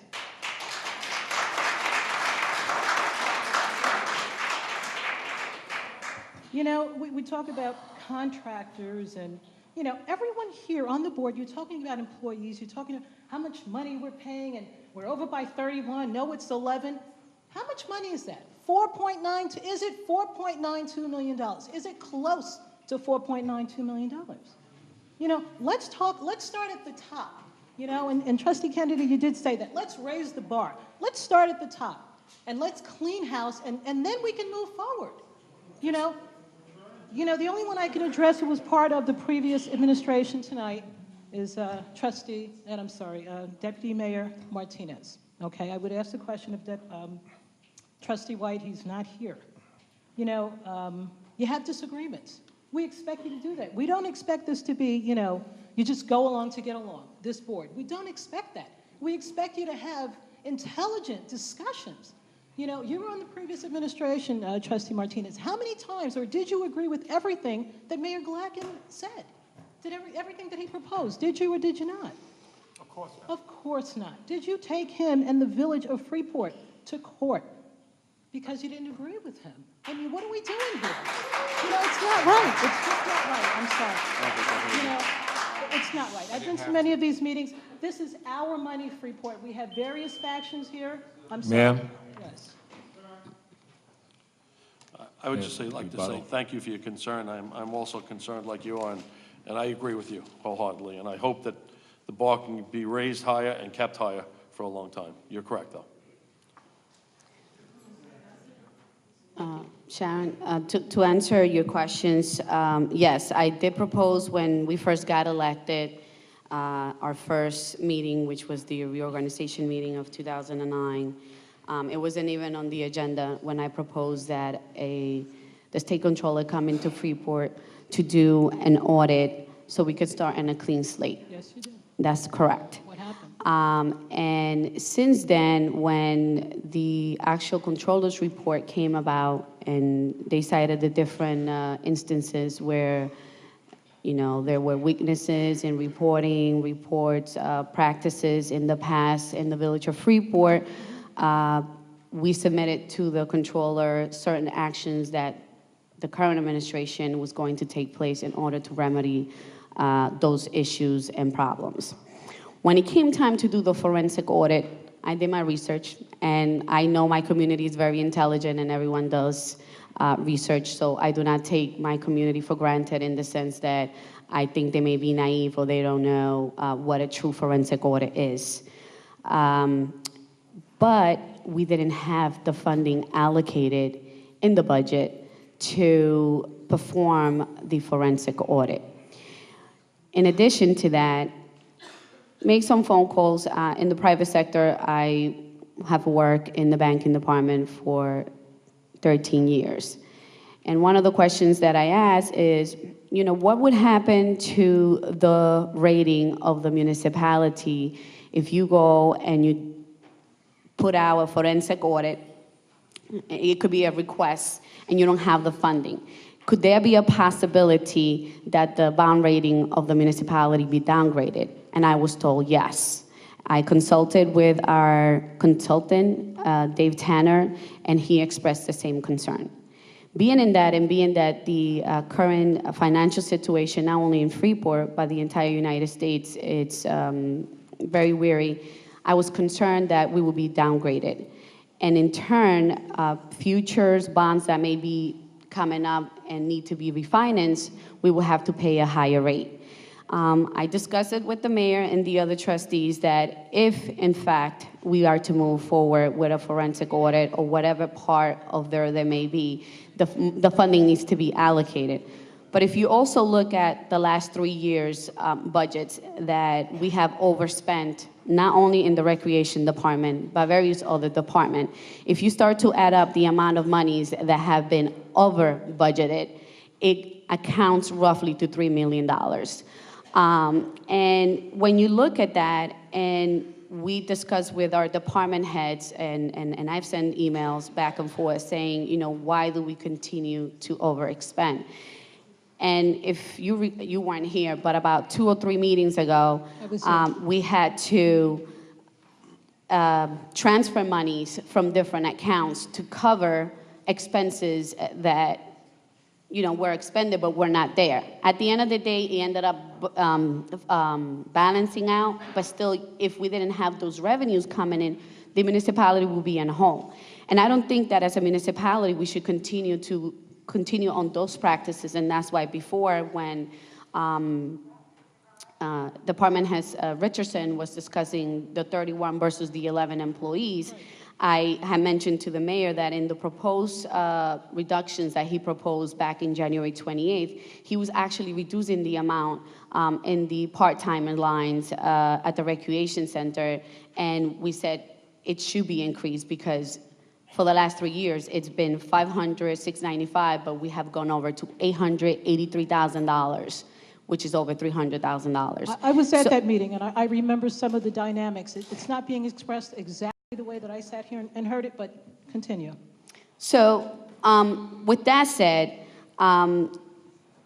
what I say in my website, I stand by it. I did request a forensic audit. I have asked that not only, you know, because a lot of people don't realize that $5,000 here and $5,000 there, they do account to the monies that we can move forward with the municipality in order to do that.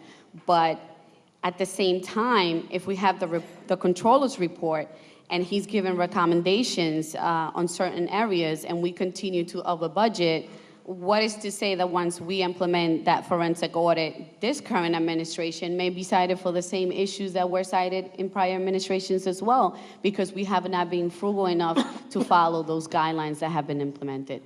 Thank you.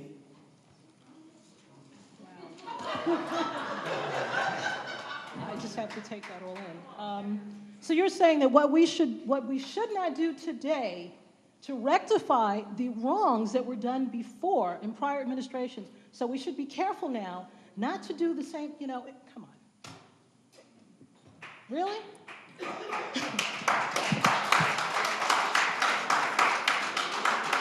Now, first you said you didn't vote for it, then you said you voted for it, then you said we shouldn't do the forensic audit. You consulted with you know, experts in the field of banking, and they said you shouldn't, but then you did vote for it. I'm not certain. I may have not heard. Let me explain again. The initial request for the audit, the initial, taking you back to 2009. Okay.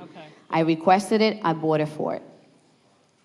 Moving forward to 2012, when the request came in for an additional forensic audit, the state control already had done in 2011, had finished the forensic audit that we had requested in 2009. It took about a year to finish when we got the report. Okay? And it's already paid by taxpayers' monies through the state. He gave the recommendation. So the subsequent to that, the mayor requested for a forensic audit. We already had the audit done by the state controller. An initial audit. Correct? So for the first one, I voted yes. Okay. And for the second request for the RFP, I said to you, I did not vote for it because of the different scenarios that I explained to you before. The rating of the municipality being downgraded and not having the monies allocated in the budgets. Okay. You really have to start with the realistic budget, you know? I mean, you know, I sat here during that budget, what was it, about 3-4 weeks ago? We were here till about 1 o'clock in the morning. I was here. You have to start with the realistic budget. You know, I mean, really, that's what it comes down to. It is what it is. And then you work from there. You sharpen your pencil. You know, but you start with an initial, what are the real numbers? And you sharpen your pencil and you work from there. That's just the way it goes. And each year, if you put together an unrealistic budget, guess what happens? You're going to have overruns. That's just the way it works. I That's just agree the way it works. 100%, So, ma'am. Thank you. The other thing, there's lots of contractors on here. We had a contractor who was here, no offense to the cameraman. He was a native Freeporter. He was a Freeport business owner. We have someone else. I looked at the agenda for the board meeting tonight. We have so many contractors, and everyone's got to eat. We have so many contractors from other places. I mean, are we vigilant about getting Freeporters to get these contracts? I mean, Amen. Amen. I mean, we have to go through the proper channels and the proper procedures, but everyone here in Freeport's got to eat. I would like to say at the very end that I think that, the mayor has done a fantastic job, especially with Superstorm Sandy. I wasn't affected as much as some of the fellow Freeporters have been affected. I've heard stories, almost brings tears to my eyes, what people are going through. Thank you, ma'am. Richardson has done a fantastic job. Thank you. Thank you, ma'am. Madam Clerk? Hazel, As the person is coming up, just want to make it clear, we have not had a forensic audit. We have had an audit by the state comptroller. I heard the trustee say she voted for the first one, but not the second one. I said audit, Mayor. I'm just clearing it up. Don't speak for me, No, Mayor. I'm I clearing said it up audit. because I'm the Thank mayor and you. I want people to understand that we have not had a forensic audit. We've only had an audit. And from that audit from the state comptroller, with words like illegal, malfeasance, and mismanagement, it meant that we needed to go deeper. And that was the reason that the mayor requested a forensic audit. Because when we have millions and millions of dollars missing, it's a problem. And when a mayor requests that, and the mayor is the only one that sits on this board, however, that's here full-time. So if I'm saying to the board, we really need to do this, because my findings from every indicator that I'm getting is saying that our finances are in trouble. Especially when the two trustees that came into office with me, meaning Trustee Kennedy and Pinero, knew that shortly after our arrival, we were informed that we had a $3 million shortfall that was planned in the budget when we got here from the previous administration. That's an indicator in itself that we needed to go out for an audit, and that's why we summoned the state comptroller.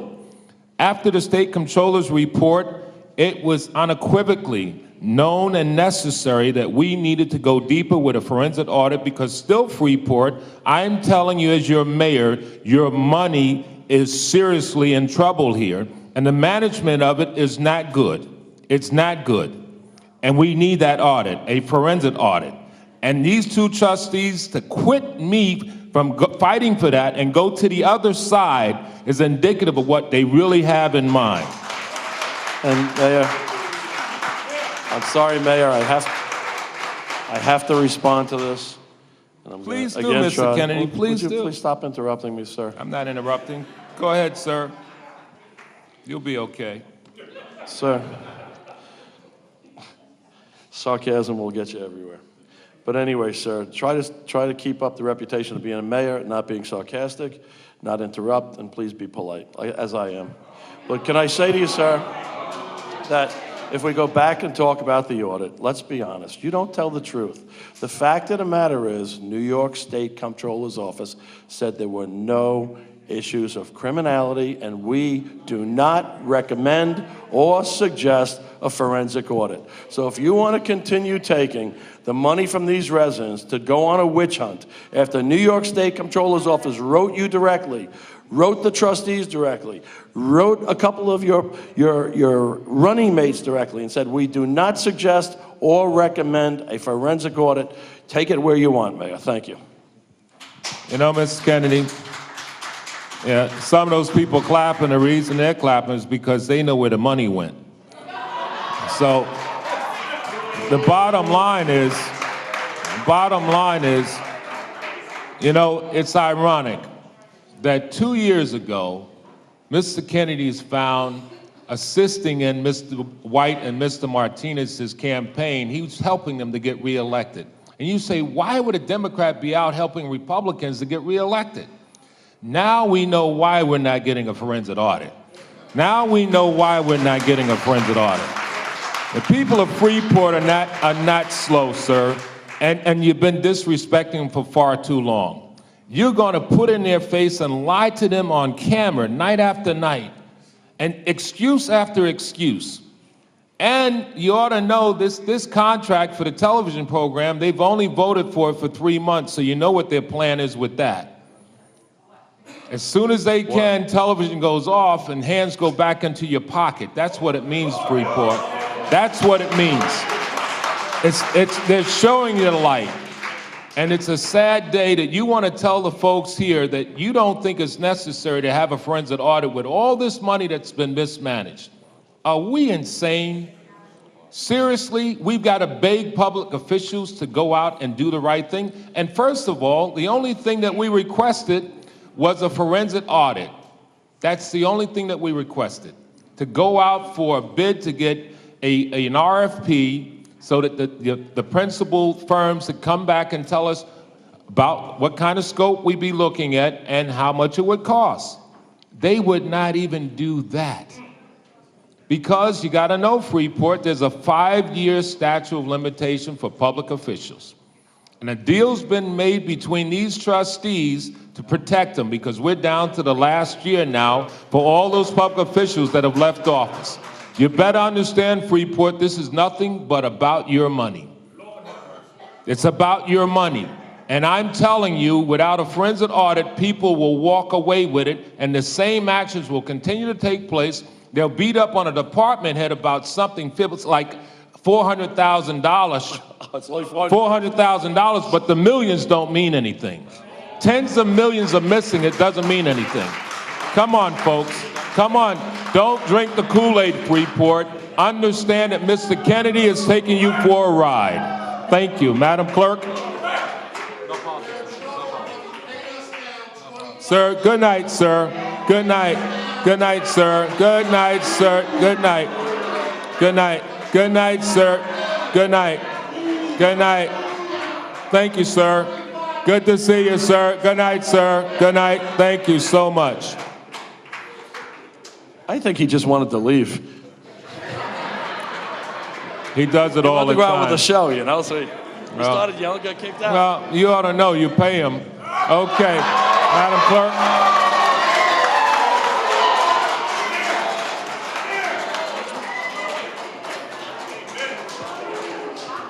Madam Clerk. Hazel Gibbons. Hazel Gibbons. We can't hear you. Who is it? Can you please repeat the name again, please? Repeat the name again, please. The name is Hazel Gibbons. Thank you. Good evening, ma'am. Thank you. Now, I mean, I'm listening to all this, and I'm really amazed that people came up here talking about $300,000 over budget.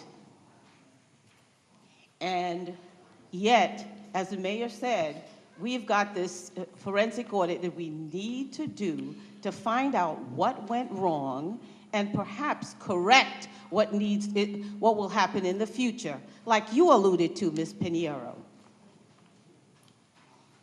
That's my comment. I do have something else I'd like to say. Oh, I'd like to mention this too. We're mentioning how much it costs for idling cars. It's like owning a house.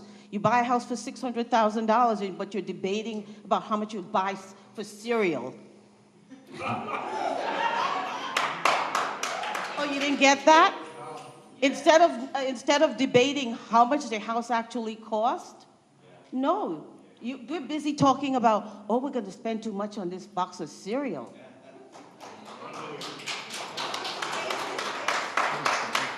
We need to be talking about the forensic audit. We need to be talking about how this village is budgeted. That's what needs to be addressed. That's my comment, and I'd like to make one other before the time is up. I am a victim of Hurricane Sandy, and I'd have to say I've attended all the forums held to assist those who were victims of Hurricane Sandy, and not once did I see any of the trustees. That is not once, I will repeat, not once. And I attended about 4 of those. Not true, ma'am. And Not true, ma'am. I know what you look like. I did not Ma'am, see of you. course that's true. I am talking this time. You are to listen. Well, ma'am, I'm just telling you it's not true. Ma'am, I would just like Now- to say that I was at the high No, school. I'm still talking. with the I'm mayor still was- talking. Okay, I'm still sorry. talking. I didn't see you, Mr. Kennedy. Okay. Okay? I didn't see Ms. Pinheiro. I didn't see you, Mr. Martinez. I didn't even see you when we invited you to our affair at Stearns Park Civic Association. That's a separate story. Correct. But I'm telling you, ma'am, I attended the high school forums, I spoke to residents, I was there for quite a long time, ma'am. I've been to everyone except the one where the mayor had that lawyer from Louisiana pitching his law firm. I've been to them all. I didn't see you. Well, ma'am, then look around, I was there. Yep. You're a tall figure to miss. Thank you. Thank you. The other comment I did have is that, and really this goes to the mayor, I remember that after Hurricane Sandy that we were all amazed when Governor Christie of New Jersey stood up as a leader and represented everyone, it didn't matter what party, everyone in his constituency, and Mayor Hardwick did that. That's my point. Thank you very much.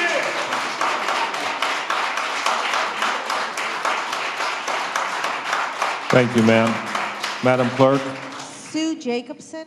Yes, ma'am.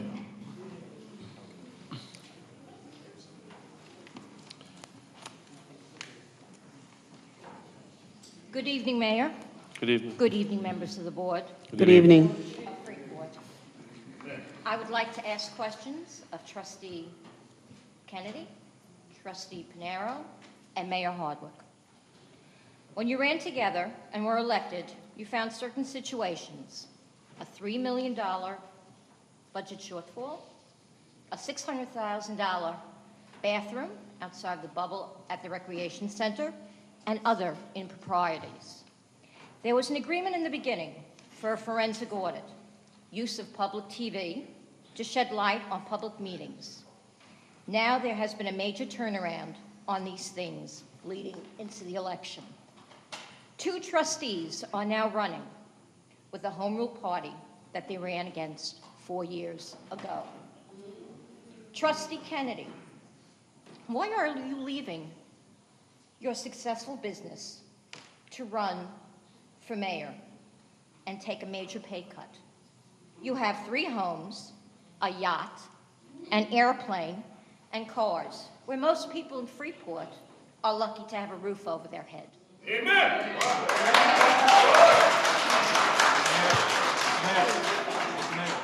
Mr. Mayor. What platform?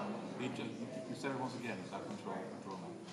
Throw him out, sir. Did- Throw him out, sir. Your own words. Listen. Your own words, sir. Your own words, sir. Go ahead, ma'am. Thank you. And what platform do you have to deal with the village problems in the wake of Sandy? Trustee Pinheiro, at a board meeting, you criticized the mayor for changing political parties when he was not a candidate. Why did you change political parties? Mayor Hardwick, what is your platform for the village in the wake of Sandy? And what cooperation have you gotten from all parties concerned during this critical time? And what obstacles have been placed in your way to progress the village forward?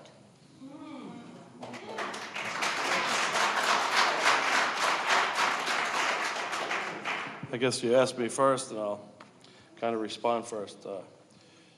I don't know if there was a little confusion made there, but we understood there was a bathroom that was built and it was too expensive, and coincidentally, I was the one who had determined it, and I thought it was kind of strange. And based on that, we said we'd suggest having a comptroller's, New York State Comptroller's Office audit, which I agreed to and which was performed. As a result of that audit that was performed, as I said before, both New York State, myself, other trustees, and New York State said on 3 different occasions they did not recommend a forensic audit and they did not find any criminal action in that audit. So based on that and my effort to try to save this village at least $400,000 and a point on your taxes, until somebody could substantially show me that there was some criminal deeds that would require an investigation. And as I said before, the New York State Comptroller's Office will refer any type of criminal activity to the Attorney General's office or the New York State Bureau of Criminal Investigation or Nassau County DA. And it was not turned over, and they specifically said, we don't recommend a forensic audit. Based on their professional opinion, I suggested that we not continue and spend additional monies. But I'm going to continue on the rest of your items. You said, why did I change? When I came in this village and ran for office, we ran on the open door team. Within the first day, I found out it was not the open door team. Waste to energy plants, junkets to China and Germany that we never got reimbursed for. I remember seeing checks up there saying the governor's going to reimburse us. We did not get the checks back. Junkets to China. Unethical dismissal of disciplinary charges on police officers that were not presented to the board, legally were supposed to be. And that officer was let go because the mayor refused to present it to the board. It's unethical. The promotion of a police officer. Officer let go. Explain that, Mr. Kennedy, because that's misleading. That you refuse to give the disciplinary actions to the Board of Trustees as recommended by an arbitrator, and by you not putting it on the board, we did not have the opportunity to vote on it, so that officer had the charges dismissed. Okay? Let's just keep going. I'm going to give you the answers. We had an officer that was recommended to be... Mr. Kennedy. Ma'am, you asked me a question, I'm giving you the answer. Let me answer first. One of the officers... That's not the question well, I I'm asked answering. you. Yes, it is. No, it's it wasn't. I'm I building. asked you what? I am building into your answer. Can I answer it, please? Ma'am, we had an officer recommended that was a patrolman to be the deputy chief of the police department. I opposed it. Nobody who's not been a sergeant, lieutenant, or a captain should not be the deputy chief of a police department. The only question We I hired asked two you- advisors, one for Excuse me, Mr. Kennedy, you're not answering my I am question. getting to it, I'm ma'am. only- Ma'am, I please only permit me to asked get to you. it. I only Please asked permit you me- what platform do you have I'm to getting, deal with the I'm village getting to the problems platform. in I have to Wake Up explain. Sandy? I didn't Ma'am. need to know all the other... But I have to tell you why I'm getting to that platform, so I'm giving it to you. We hired an advisor for $175,000, another personal advisor for What is your platform in $150,000. the wake of the problems during Superstorm Ma'am, we spent $1 Sandy? million in lawsuits you have in the in the last future? 4 years, You're and not each answering my case was question. thrown out. We have drivers that cost us You did not answer my question on $865,000. what you plan to do with the future Ma'am, of this village. almost $1 million in drivers. I'm getting to why I'm on a platform. You're not. Please let me You get just to give me it. Ma'am, an stop it. answer. Ma'am, will I asked you a you cannot interrupt, please. Let me answer. I didn't interrupt you, please. Go ahead. Go ahead, sir. You're the illegal use of 911 systems for political reasons. The mayor presented a 9% tax increase. That's not We the have an question. auditor. Again, We have you're an not auditor answering my that is the question. brother-in-law of the mayor. That is a conflict of Again, interest. you are not answering my question as what do you have as a platform for the village of this great community? What we are going to do and the reason I said that is going to show you, Lena, to our platform. What we want to do is we want to have a bipartisan team. Nothing gets done in Washington, D.C. You can see Sandy hasn't gotten any money here. They have been unable to give us money for Sandy. We need a bipartisan team here where we're not arguing Democrats or Republicans. I have no objections to Republicans or Democrats. Let's work for the village. That's how I feel. The village is the most important thing. You're right. Okay? You're 100% right. I want to increase non-tax revenue. I want to generate additional monies where we don't have to raise taxes. I want to bring in a consultant so we can bring in industrial development and show the cost savings to bring it to this village. We got to collect the money back from CDA that owes this village $1.5 million. It's 4% of your taxes that the CDA is holding. That money has to be returned to the village.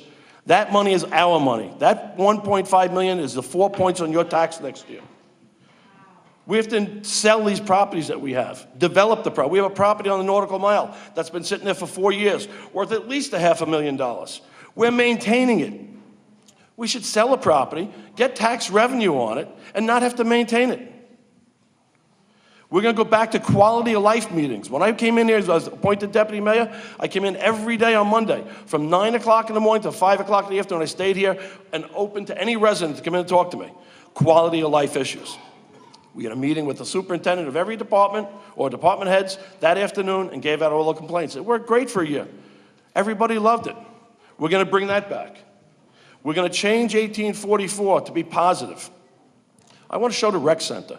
I want to show the police department. I want to show our fire department. I want to show the good points of the village of Freeport. Somebody called me a couple of weeks ago and said, Mr. Kennedy, I'm a doctor in the village, and I have to move my office to Merrick. I said, what's the matter, sir? He says, people are watching your TV show, and they won't come to my office anymore. Okay? I want to stop that. I want to make this a positive show. That's a stretch. That's a real You stretch. can call it a stretch. I'm telling you what happened to me. That's a stretch. That's what I would like to do, and that's why I think we have a team to do it. Thank you, ma'am. Thanks.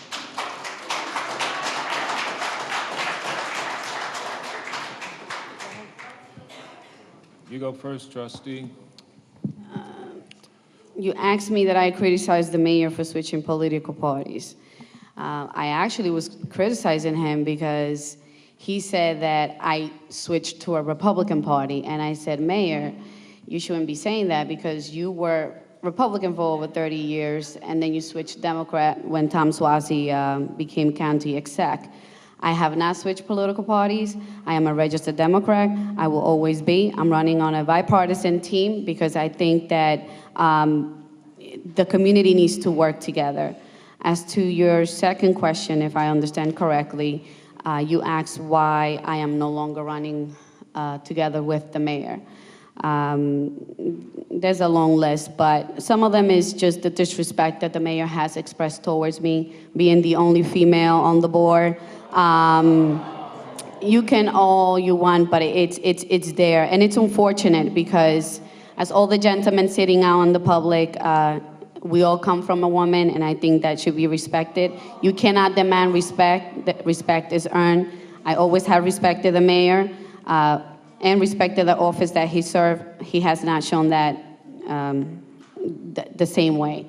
At the same time, as a team that we ran together, he made some decisions, went behind our backs, proposing certain rules and regulations. One of the example was the hiring, the proposed law that was requested in Albany about the police chief. And I was actually on maternity leave with my second son when that went about, and I started getting phone calls. How could you agree to hire somebody from outside the village and whatnot? We know what happened there. We had an officer come to this meeting and make a comment that the only difference between a Freeport police officer and a crook is that a Freeport police officer has a badge and a gun. And little things like that, and I know one of the speakers has said that she did not expect all of us to agree on all the items. And at one point, I was called a defector by Mr. Grossman sitting right here in the front. And I said, I'm not a defector, I'm not a rubber stamper. And if you look back at the record on many issues that the mayor addressed, I supported him. And on issues that I didn't think were in the best interest of this municipality, I did not. Does that mean that I'm a defector? No, it does not mean that. It means that I do my physical homework and I see what's in the best interest of Freeport. I live here. I'm planning to live here all my life. I have 3 beautiful children, and I'm going to raise them here. And regardless of the outcome of March 19th, I'm still going to live here and work for this community, as my record has shown since I was a high school student, fighting for social issues for this community in all administrations. Thank you.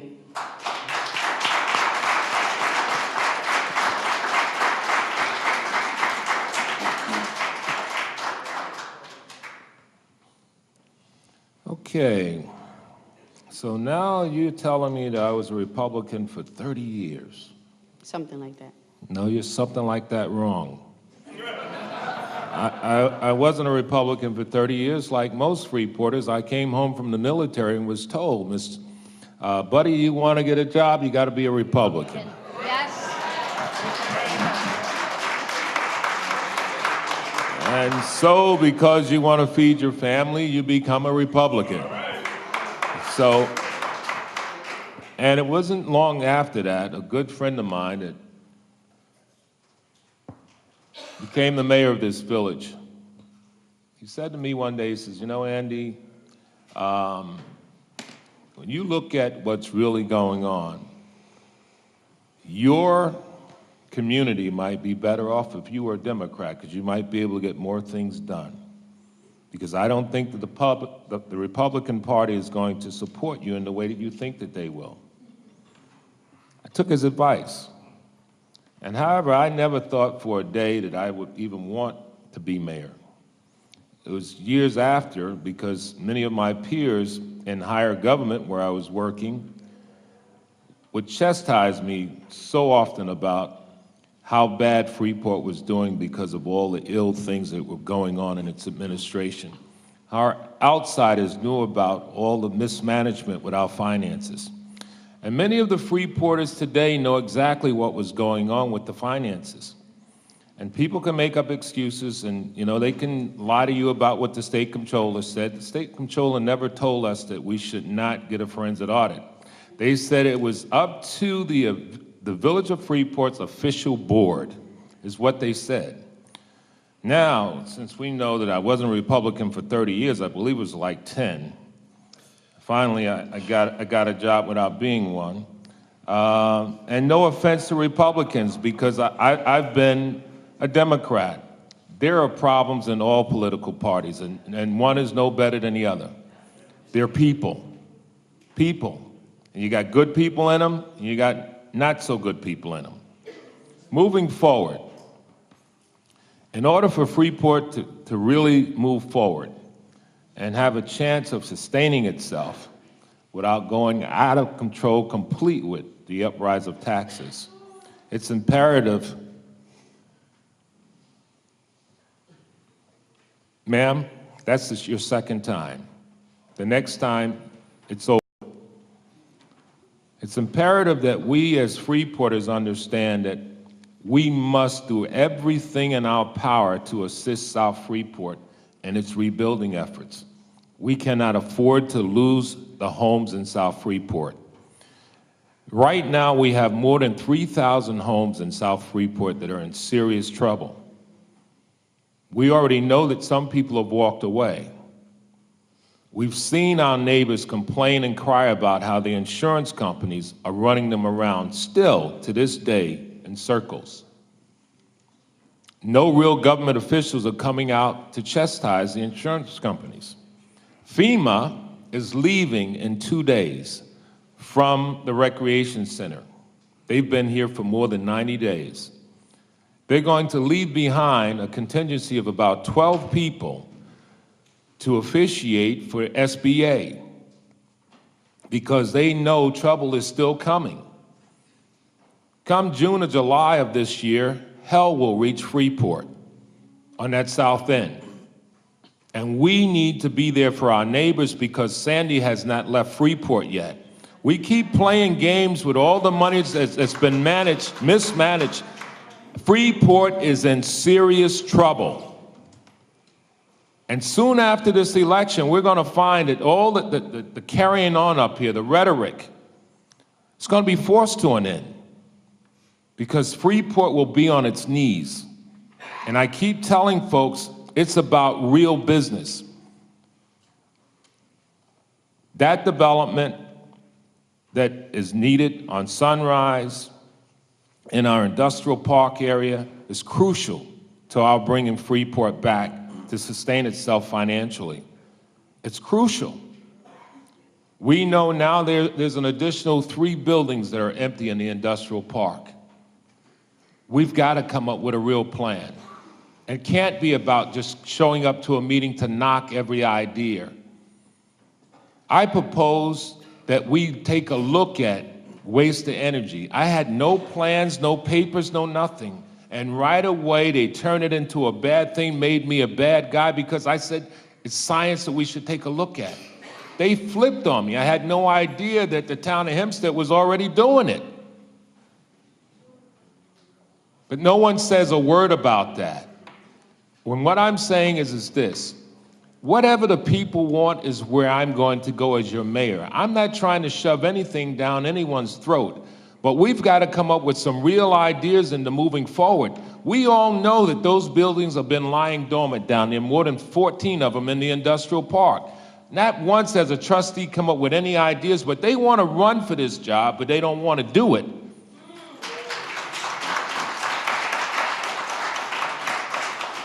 Because if I said, when I first said here, if every trustee would just take a pet peeve to just stay focused on, we could go a long way. Everyone can't be the mayor, but just help. We need help. And we get people clapping and like this is some kind of fight. We should all be clapping for the same reasons. We've got people that know that there are some folks on edge with race relations. We stir them up and throw a little salt in their wounds and get them going too. And it's all really about the money. It's not about race, it's about green. It's about money. That's what it's really all about, but they get everybody fired up with all this nonsense. And meanwhile, no one calls me to say, Mayor, what's going on? You need any help with anything?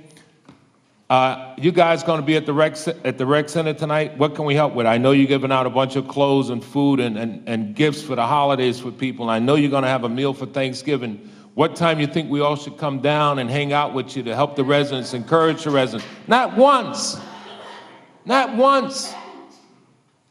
But when you take the oath of office, I tell people this all the time, the most important part of that oath of office is at the end when you say, so help me God. So help me God, I'll do it. And I told you before, you're not gonna have to answer to Andy Hardwick, none of you. So help me But God, you should tell the truth. there's a higher power, and You sir, should tell sir, the please. truth. Please tell the truth. Now, let's get back to, Please tell the truth, man. sir, I can tell the truth. You are not a good friend.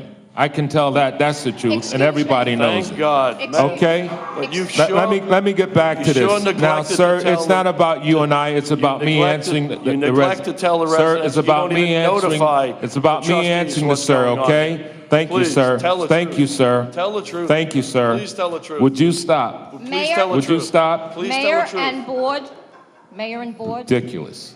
mayor and. Yes, yes, Absolutely. ma'am. But this is the lack of respect that has been here from day one. Let's talk about the trustees and the officer, the police officer that came up on disciplinary charges. I said to the police chief at that time, which is not here anymore, Chief Woodward, I says, Chief, I want certain documents so I can review these documents so I can get a handle on what's been happening here in the past. So I can really see what the trend is here, because you're saying one thing, officers are telling me different things, so I really want to get some kind of idea. And when I get that stuff, and you give it to the board too, then I'd like to have a meeting so we can really discuss this and see where we're going to go. Well, Chief never gave me those documents, and I kind of like blew the time on it because I didn't really follow it on the calendar, like really follow it, because I was expecting him to bring the documents back to the board. When the chief returns to the board, we're at the deadline for the date, and it expires.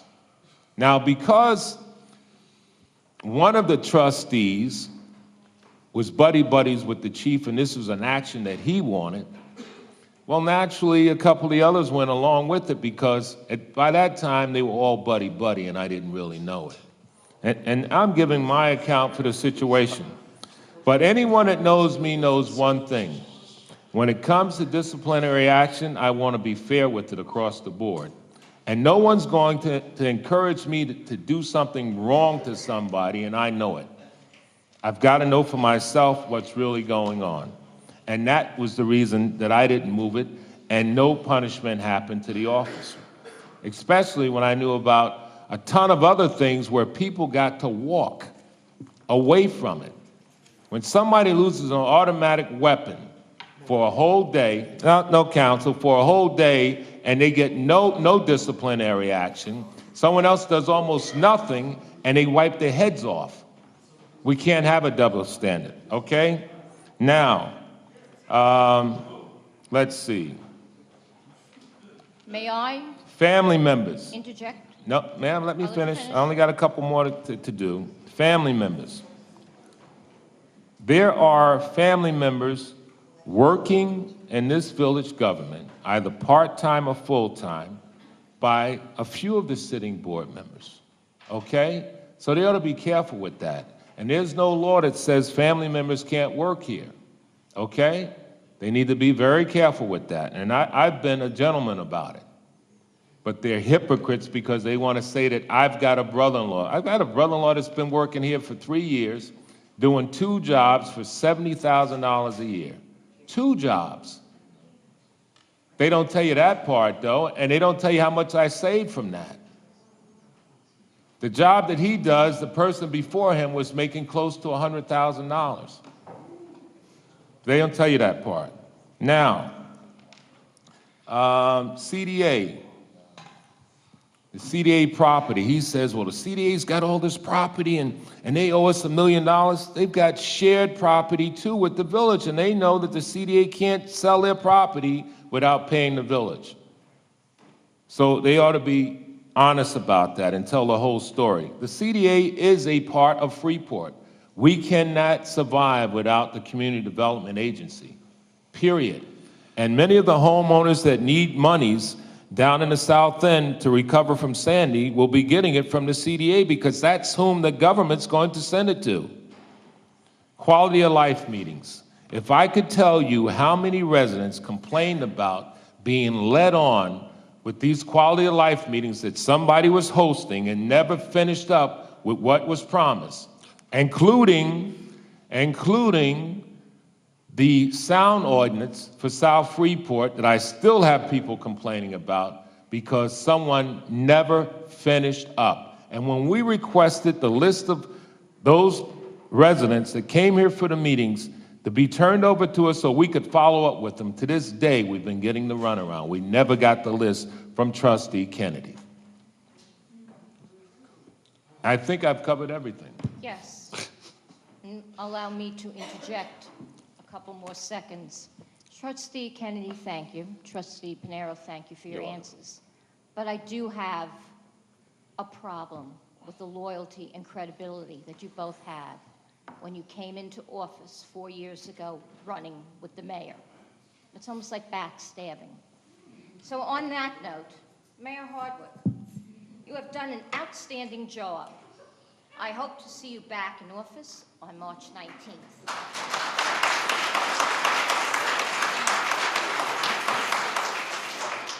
You must feel like the man who sweeps up behind the elephants at the Ringling Brothers Barnum and Bailey Circus after they take a dump. Thank you and good evening. Thank you, ma'am.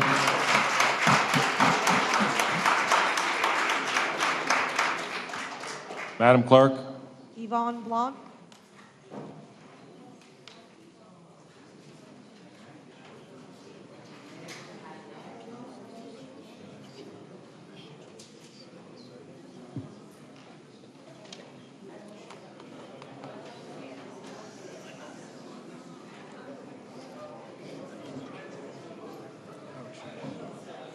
Oh, okay. I thought they were out there walking back.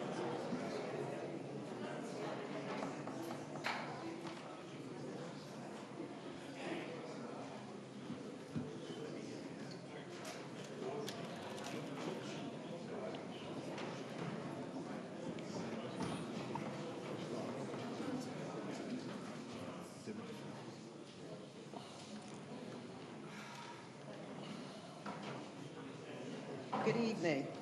Good evening. Good I evening, have 6 ma'am. questions, and I'm going to go through all of them since I'm on a time limit. Number 1, everybody knows the economy is bad all over. I'd like to know why the 3 trustees voted against Target coming into Freeport. It would have meant jobs for elderly people who have to work second jobs, people who are putting their children through school. Number 2, I've got a call saying that you want to restore Freeport back to its old time. Justice Kennedy, my father served the United States, and he won a Medal of Honor defending his country. When we moved to Freeport, When we moved to Freeport, you're talking about restoring it to its old way. Why were there police on top of Freeport High School and all the African Americans and the Hispanics had to go through the back door? Unfortunately, White is not here to acknowledge that because I understand his father was part of that administration. That's restoring Freeport to what it was, and I refuse to go back. I've come too far to turn around now.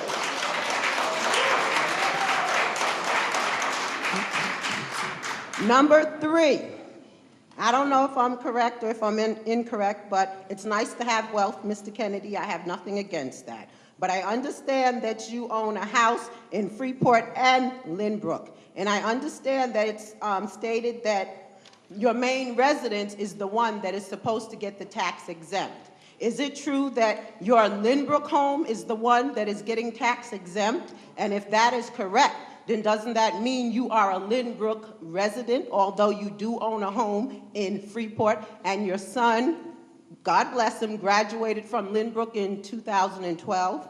Number 4, Ms. Pinheiro, if I'm incorrect, correct me. When you first started this job, you were also on the Board of Education.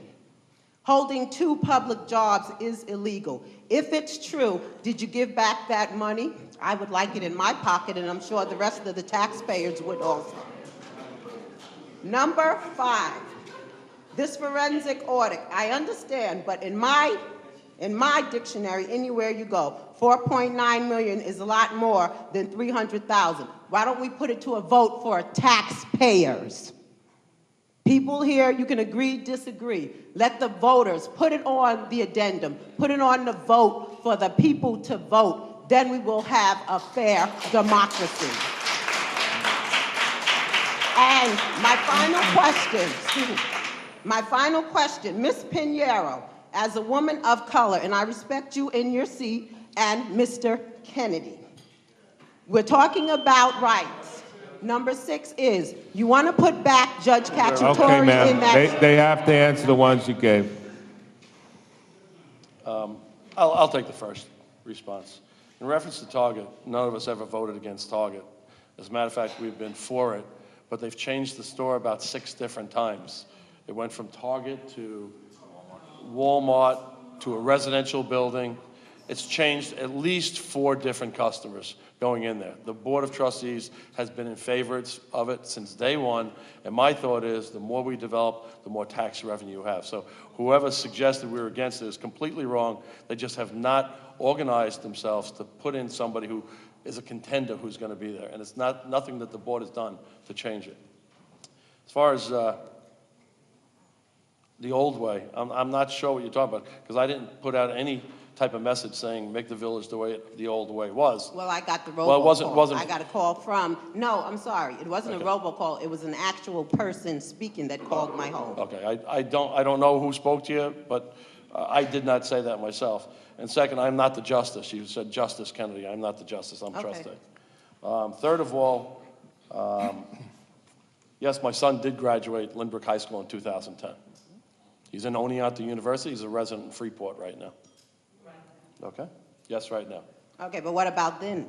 He was a I mean, resident in where Lynbrook. are He you, was a resident is your in- Lynbrook house tax exempt? He was a resident in Lynbrook. I was a resident in Freeport since Is your Lynbrook home tax 2001. No. Oh, okay. Okay? Do we have a right as taxpayers to see that? Excuse me? Do we have a right as taxpayers for you to share that I information guess you can go with us? take a look. Okay. I'm not tax exempt, absolutely not. In fact, I am paying probably $45,000 a year or better in taxes. Okay, I am not a preacher. I am not a minister.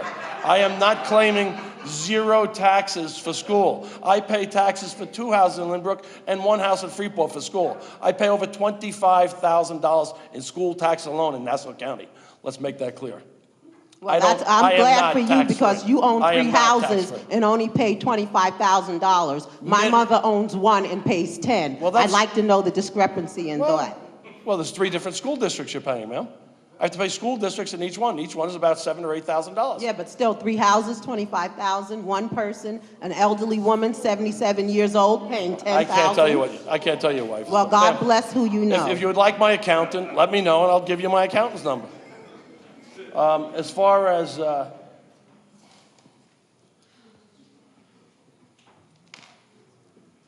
What do you have, every three? What's that?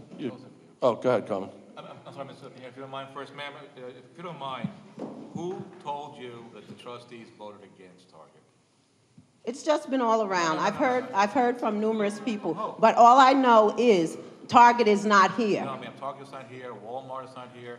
The Kohl's is not here. The developers of that property have changed their minds. And I will always be, Ms. Blunt. For a while, too. Ma'am, the reason why I'm saying is that the developer of that property has changed their minds numerous times. In fact, this board has run out of patience with those developers, and we've asked them, we've had a bunch of changed developers, and a new group is in. So, I mean, so whoever's telling you these things, once again, is not telling the truth. We have never voted on anything as far as this property, except to get this thing going in the right direction.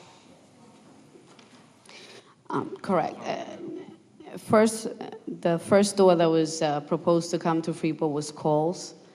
Then it was changed to Toys R Us, Michael's, a possible gymnasium. Then it was Walmart, then Target, and now it's a proposed residential with Aldi's, a supermarket. So we all have been in favor of whatever proposed venture has been come forward, but I mean, in that chronological order that I gave you, that's all the different stores that have been proposed by the developer to us, and for one reason or another, it has not come to fruition, but it has not been because I myself or any of the trustees have voted against it. In reference to your question, if it's illegal to hold two public office at the same time, I actually got a letter from the state controller. It's not a conflict of interest.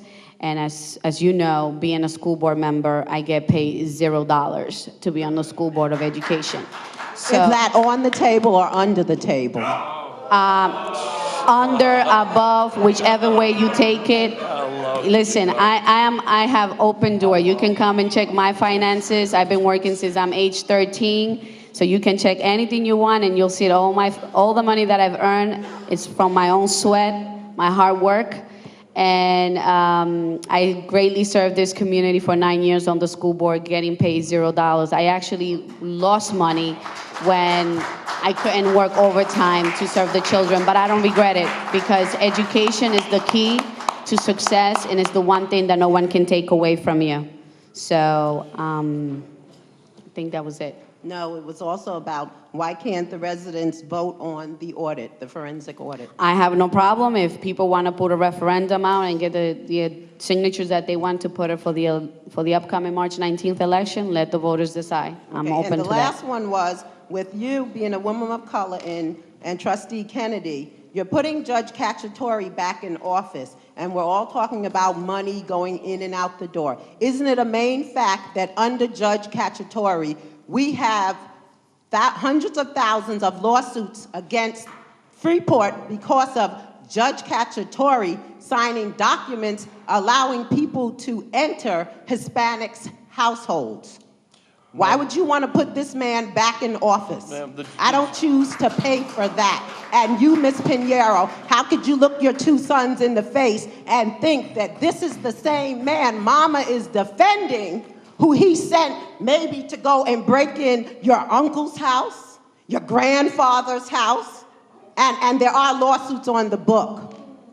So how can you look in your children's face or any other person of color and gladly say, I represent Judge Cacciatore? Because isn't there indeed lawsuits against the village of Freeport for busting into Hispanic households? Thank you. That was the rebuttal, so thank you. Okay. No, I actually want to answer that. As many know me, I've been a long-time fighter of this community. I started very young, at age 16 in the high school. I will continue to do that. But if anyone knows, and they can check the record, the family that put the lawsuit in against the Incorporated Village of Freeport are the Rodriguez family, under Elliot Spitzer, who was the Attorney General, and I was part of that lawsuit.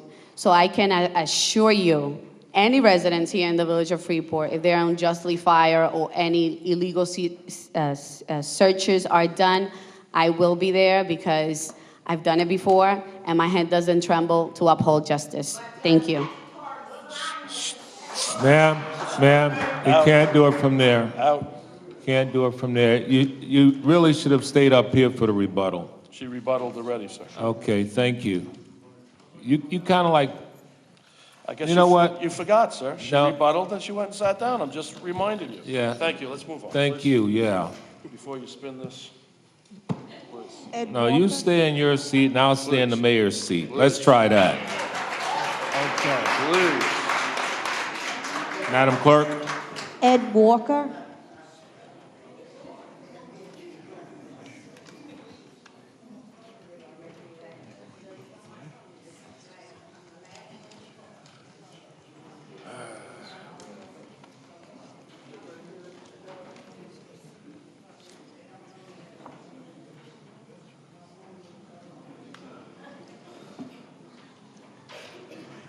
Good evening. Good evening, sir. Good evening, sir. I have lots of questions, but it's late, and I'm only going to deal with one of them. Excuse me. I said I have lots of questions, but it's late, and I'm only going to deal with one of them. At the last meeting on the 13th, on the agenda, item 8, the controller efficiently, functionally explained that item.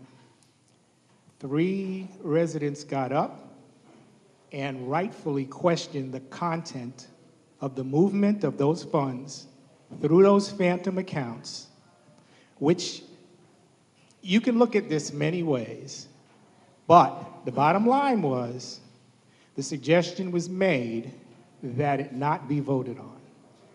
Now, during that process, Trustee Kennedy, you immediately agreed with the first speaker, and you vociferously argued in favor of your point of view on that item. You indicted the mayor, you made a lot of comments, but you supported the first speaker. You made other comments later. Now, I'm like this. I don't know the details, and I don't know that it's wrong to question the figures. I don't know that the argument is right or wrong. So up until that point, I was fine. I was just saying, well, I gotta know more. What startled me was when you got to the vote. Why did you vote yes? You voted yes. If you were so against the way that those materials inside that was handled, those transfers, the money, the shortages, whatever, I'm like, well, if you believe that, and you have 3 citizens saying, don't vote for it, and you made the point, the others, with the exception of the mayor, really didn't say that much about it. It didn't strike me one way or the other, but I figured you had a strong position, and quite frankly, I was interested. I wanted to know, what else is there? And then after you made this argument, you just voted yes. Why? Sir, what happened in that discussion was there is an account, the name of the account that we keep extra funds, village attorney, was that account that you keep, that you balance at the end of the year? The contingency fund? Contingency fund. There's about $1 million in the contingency fund. And that's used at the end of the year to help balance out the accounts. Well, it's nice to have it there to balance out the accounts. And you have to balance them out or we're going to lose our standings with S&P or Moody's. But the fact of the matter is you shouldn't have to do that. You should have a budget that's drawn correct. So I agree with the fact that we had to balance it out with using the contingency fund, but I disagree with the fact that we were left no other option but to use that money. That budget should not have been busted by $350,000 2 years in a row with overtime part-time workers, with $350,000 in additional part-time workers. It was wrong. That's what the budget is there for. The budget, I understand you can have a mistake. You can have a mistake for $50, $100, and you balance it out with the contingency fund. But you don't bust the credit line 2 years in a row. Just that one line, $600,000. That is wrong. That is negligent. That is not you. Why do we have a budget? But if I didn't agree to use that contingency fund, we wouldn't be here tonight because we would have been downgraded. So that's not going to happen in the future. We're not going to have 31 people in the recreation center working for the parks, or working for the police department, or working in the accounting, the human resources office. We're not going to have people in the water department, which is illegal, working in HR. These are all things, you can't even make a budget. When we had our meetings on the budget this year, my major complaint, and the residents were in there, was put the employees in the department they're working in so we can do a budget. That's why you're spending $1 million and you're tying my hands at the end of the year and saying, use the $1 million in the contingency fund, because nothing was done during the year properly. That is what the budget is for. The department heads should be made to keep in the budget lines, and they should be kept every month up to date and run it like it should be run. Not at the end of the year say, okay, who's over, who's short, let's take the $1 million out of here. It has to be done, but it's wrong. Thank you, sir. I don't think that putting it that way really solves the problem, because you raised an issue. And see, to me, whether it downgraded us or not, it seems to me that ultimately that could happen anyway. You know why?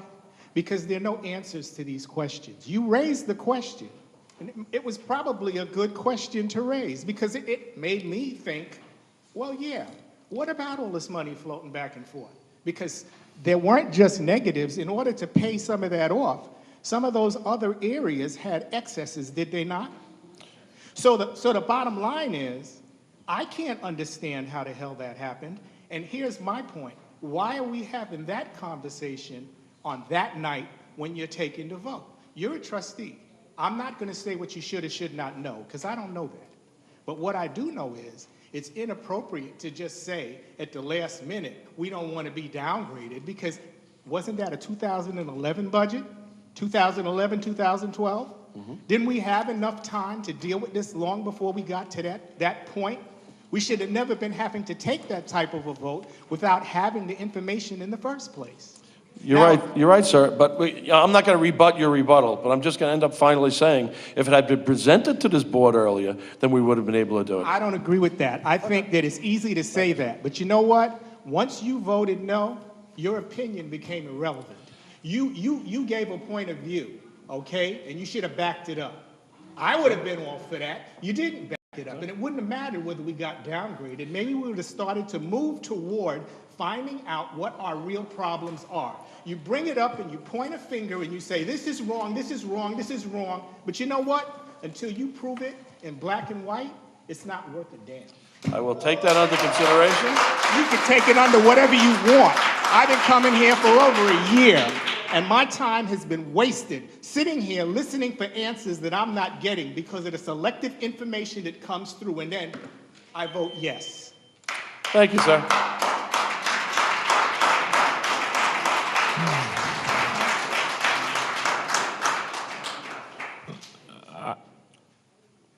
I just want to say that, you know, if 2 years in a row you have the same problem with personnel issue and staffing, and we had the director of the rec center say that she can't operate without a certain amount of employees, but yet we provide monetarily for the personnel, but we still have to provide services, so you still got to call people into work because there's a need that we can't get around. Me too. And again, the Board of Trustees and the mayor, the main responsibility of the trustees is to ensure that the finances are moving properly.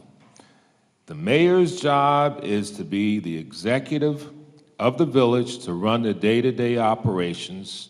The trustees govern the finances. That's the trustees.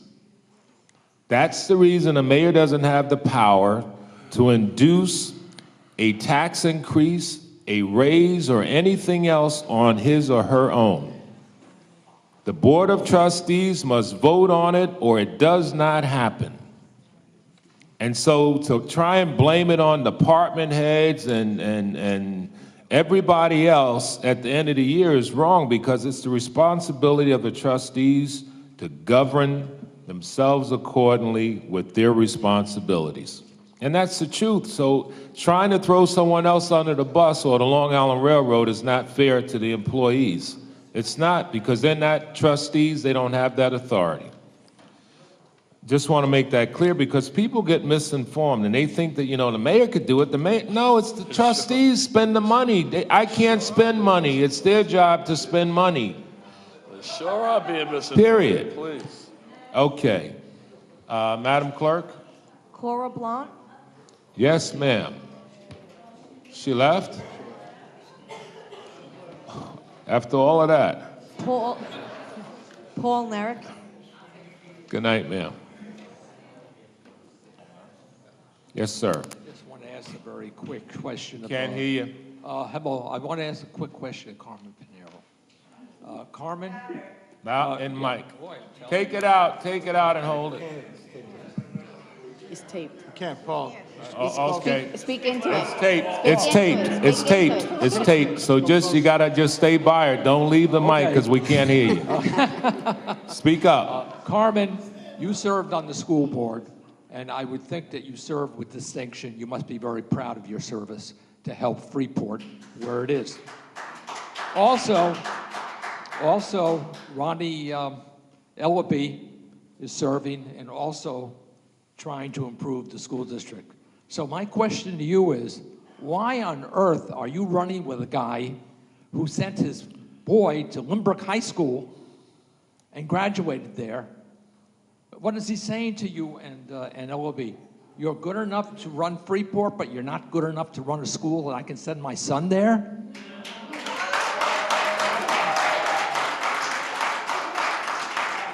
Now, I can speak about Lynbrook because I am a Lynbrook graduate. I graduated Lynbrook High School. It's my high school. And I want to tell you something. Lynbrook High School is practically all white. There are very few Hispanics in Freeport and very few blacks in Freeport. So I don't know why. Touching the wrong line, sir. Why? Yeah, hold the line. It's the truth. I'm speaking the truth. Why did you send your boy to Lynbrook High School when you lived in Freeport, supposedly, with your wife? I was separated from my wife, if you want to go technical. I was separated from my wife for 8 years. She lived with my son. Is there any other personal information you want, No, sir? No, sir. Okay, well, leave But my you son were- and my you were wife not out of this se- conversation. Wait a minute. You were not separated for the last couple of years. Your son could have came to Freeport and finished up here. Thank you. Mr. Narek, I respect the personal life of the fellow trustees that sit here on the board. I can only account for my children. My daughter currently goes to pre-K at Columbus School, and all my children will be attending the Freeport Public School. But at the same time, our mayor, he sends his daughter to private school.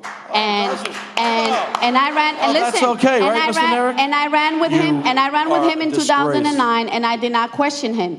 And so did Trustee Martinez and his son to private school. So the individuals here, how they choose to educate their children is their personal prerogative. I can only speak for myself and my actions.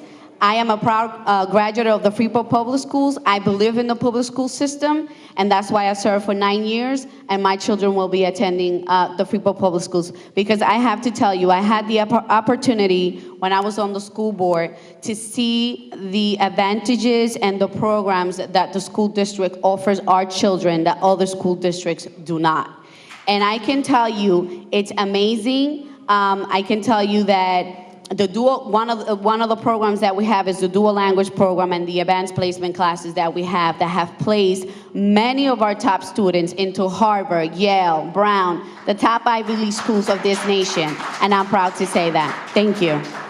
There's also a difference, Mr. Kennedy, between sending somebody to private school and sending somebody to another public Sir, school, okay? I will just end this conversation by saying you are a disgrace to bring my children and wife into this conversation. Thank you. A disgrace, it's fact, absolute fact. First of all, just let me say two things. One, I've sent all of my kids to Catholic school because that's the rule in my household. they're Catholic. Secondly, it's okay, I think it's so hypocritical. My brother-in-law can come into this, but we can't bring anybody else in. I mean, really? Really?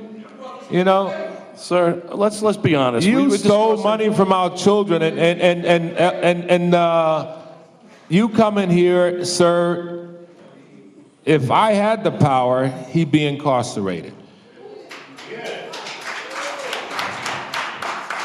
And sir, And you know, let me finish, Mr. Kennedy. The gentleman that just walked out of here, we have witnesses that saw you take young children around this town and take signs away from the streets.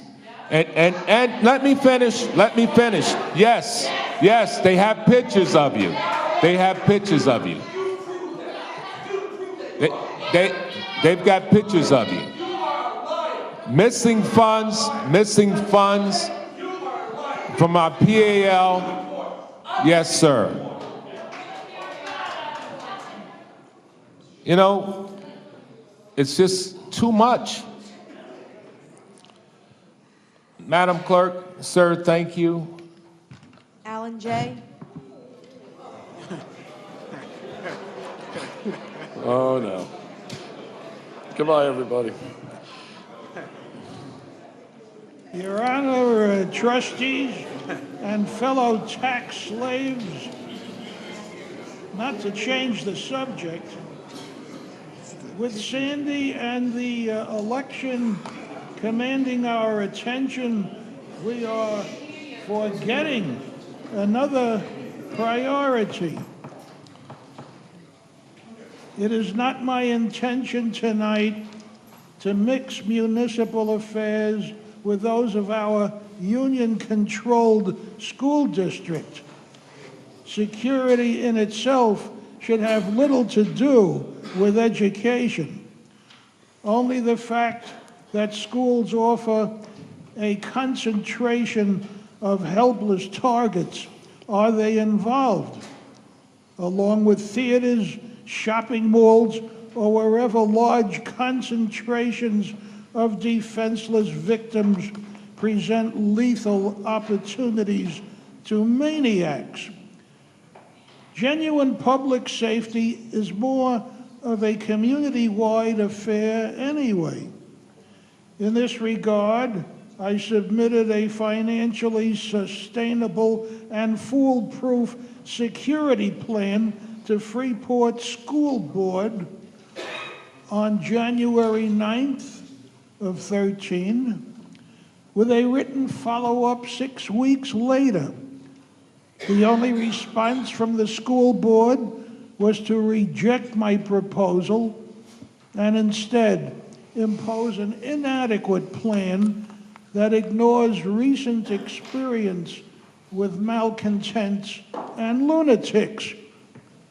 The current school plan requires ineffective locked classroom glass doors that will impose a perpetual inconvenience only on school staff.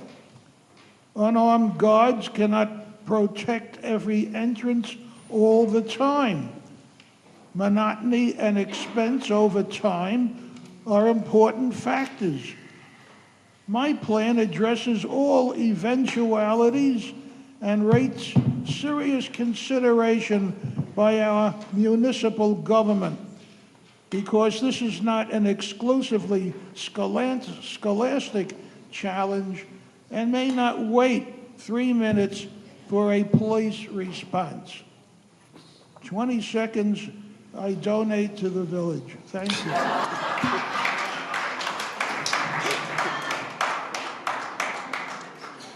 Thank you, sir. Madam Clerk? Jatash Jackson.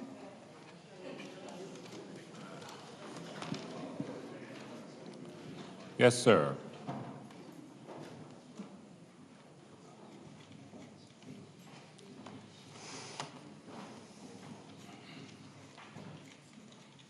Good evening, everyone. Good evening. First, let me say by Mayor Hardwick if I had my choice of going to Roosevelt School District or putting my kids in private school, they're going in private school. Let me first say that. Second of all, that I am here as a youth representative in this last public board meeting, and us as a youth appreciate Mr. Andrew Hardwick, Mayor, sir, all that you are doing here for the youth in Freeport. Let me say that.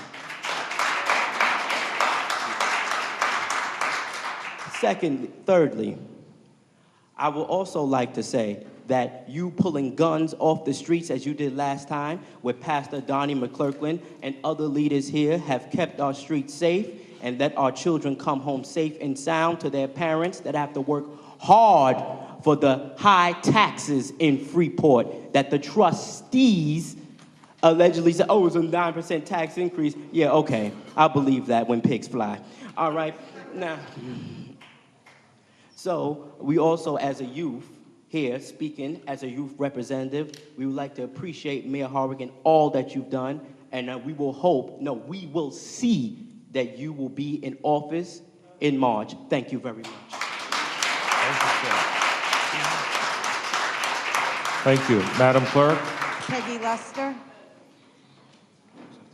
Yes, ma'am.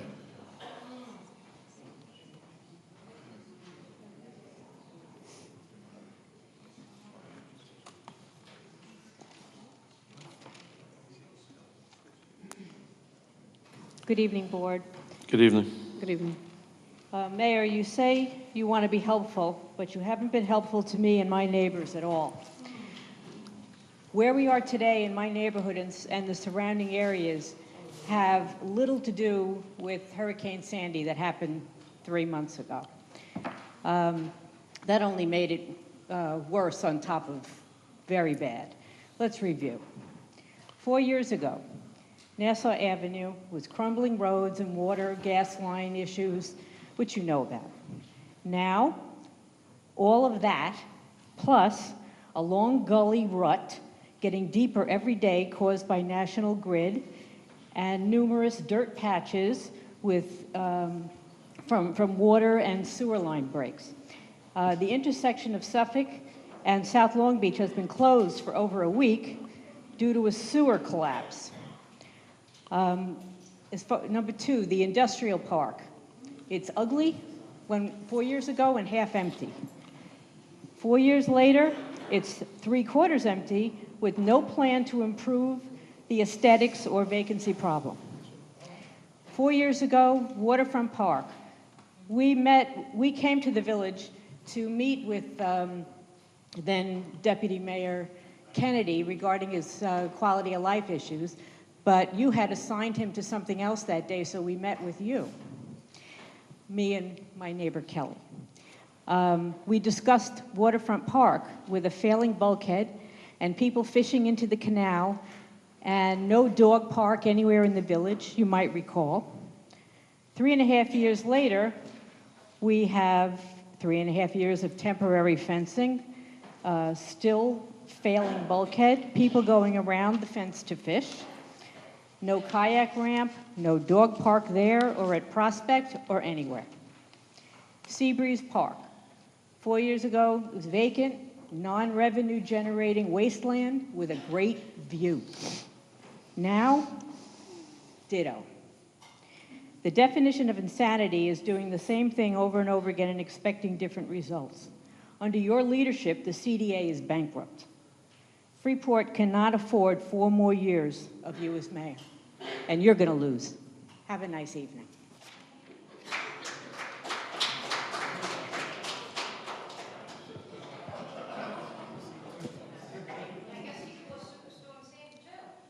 Okay. Madam Clerk? The last speaker is Barbara Richardson.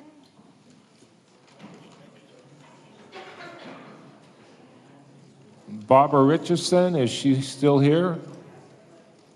Okay. Next. That was the last speaker. That was it?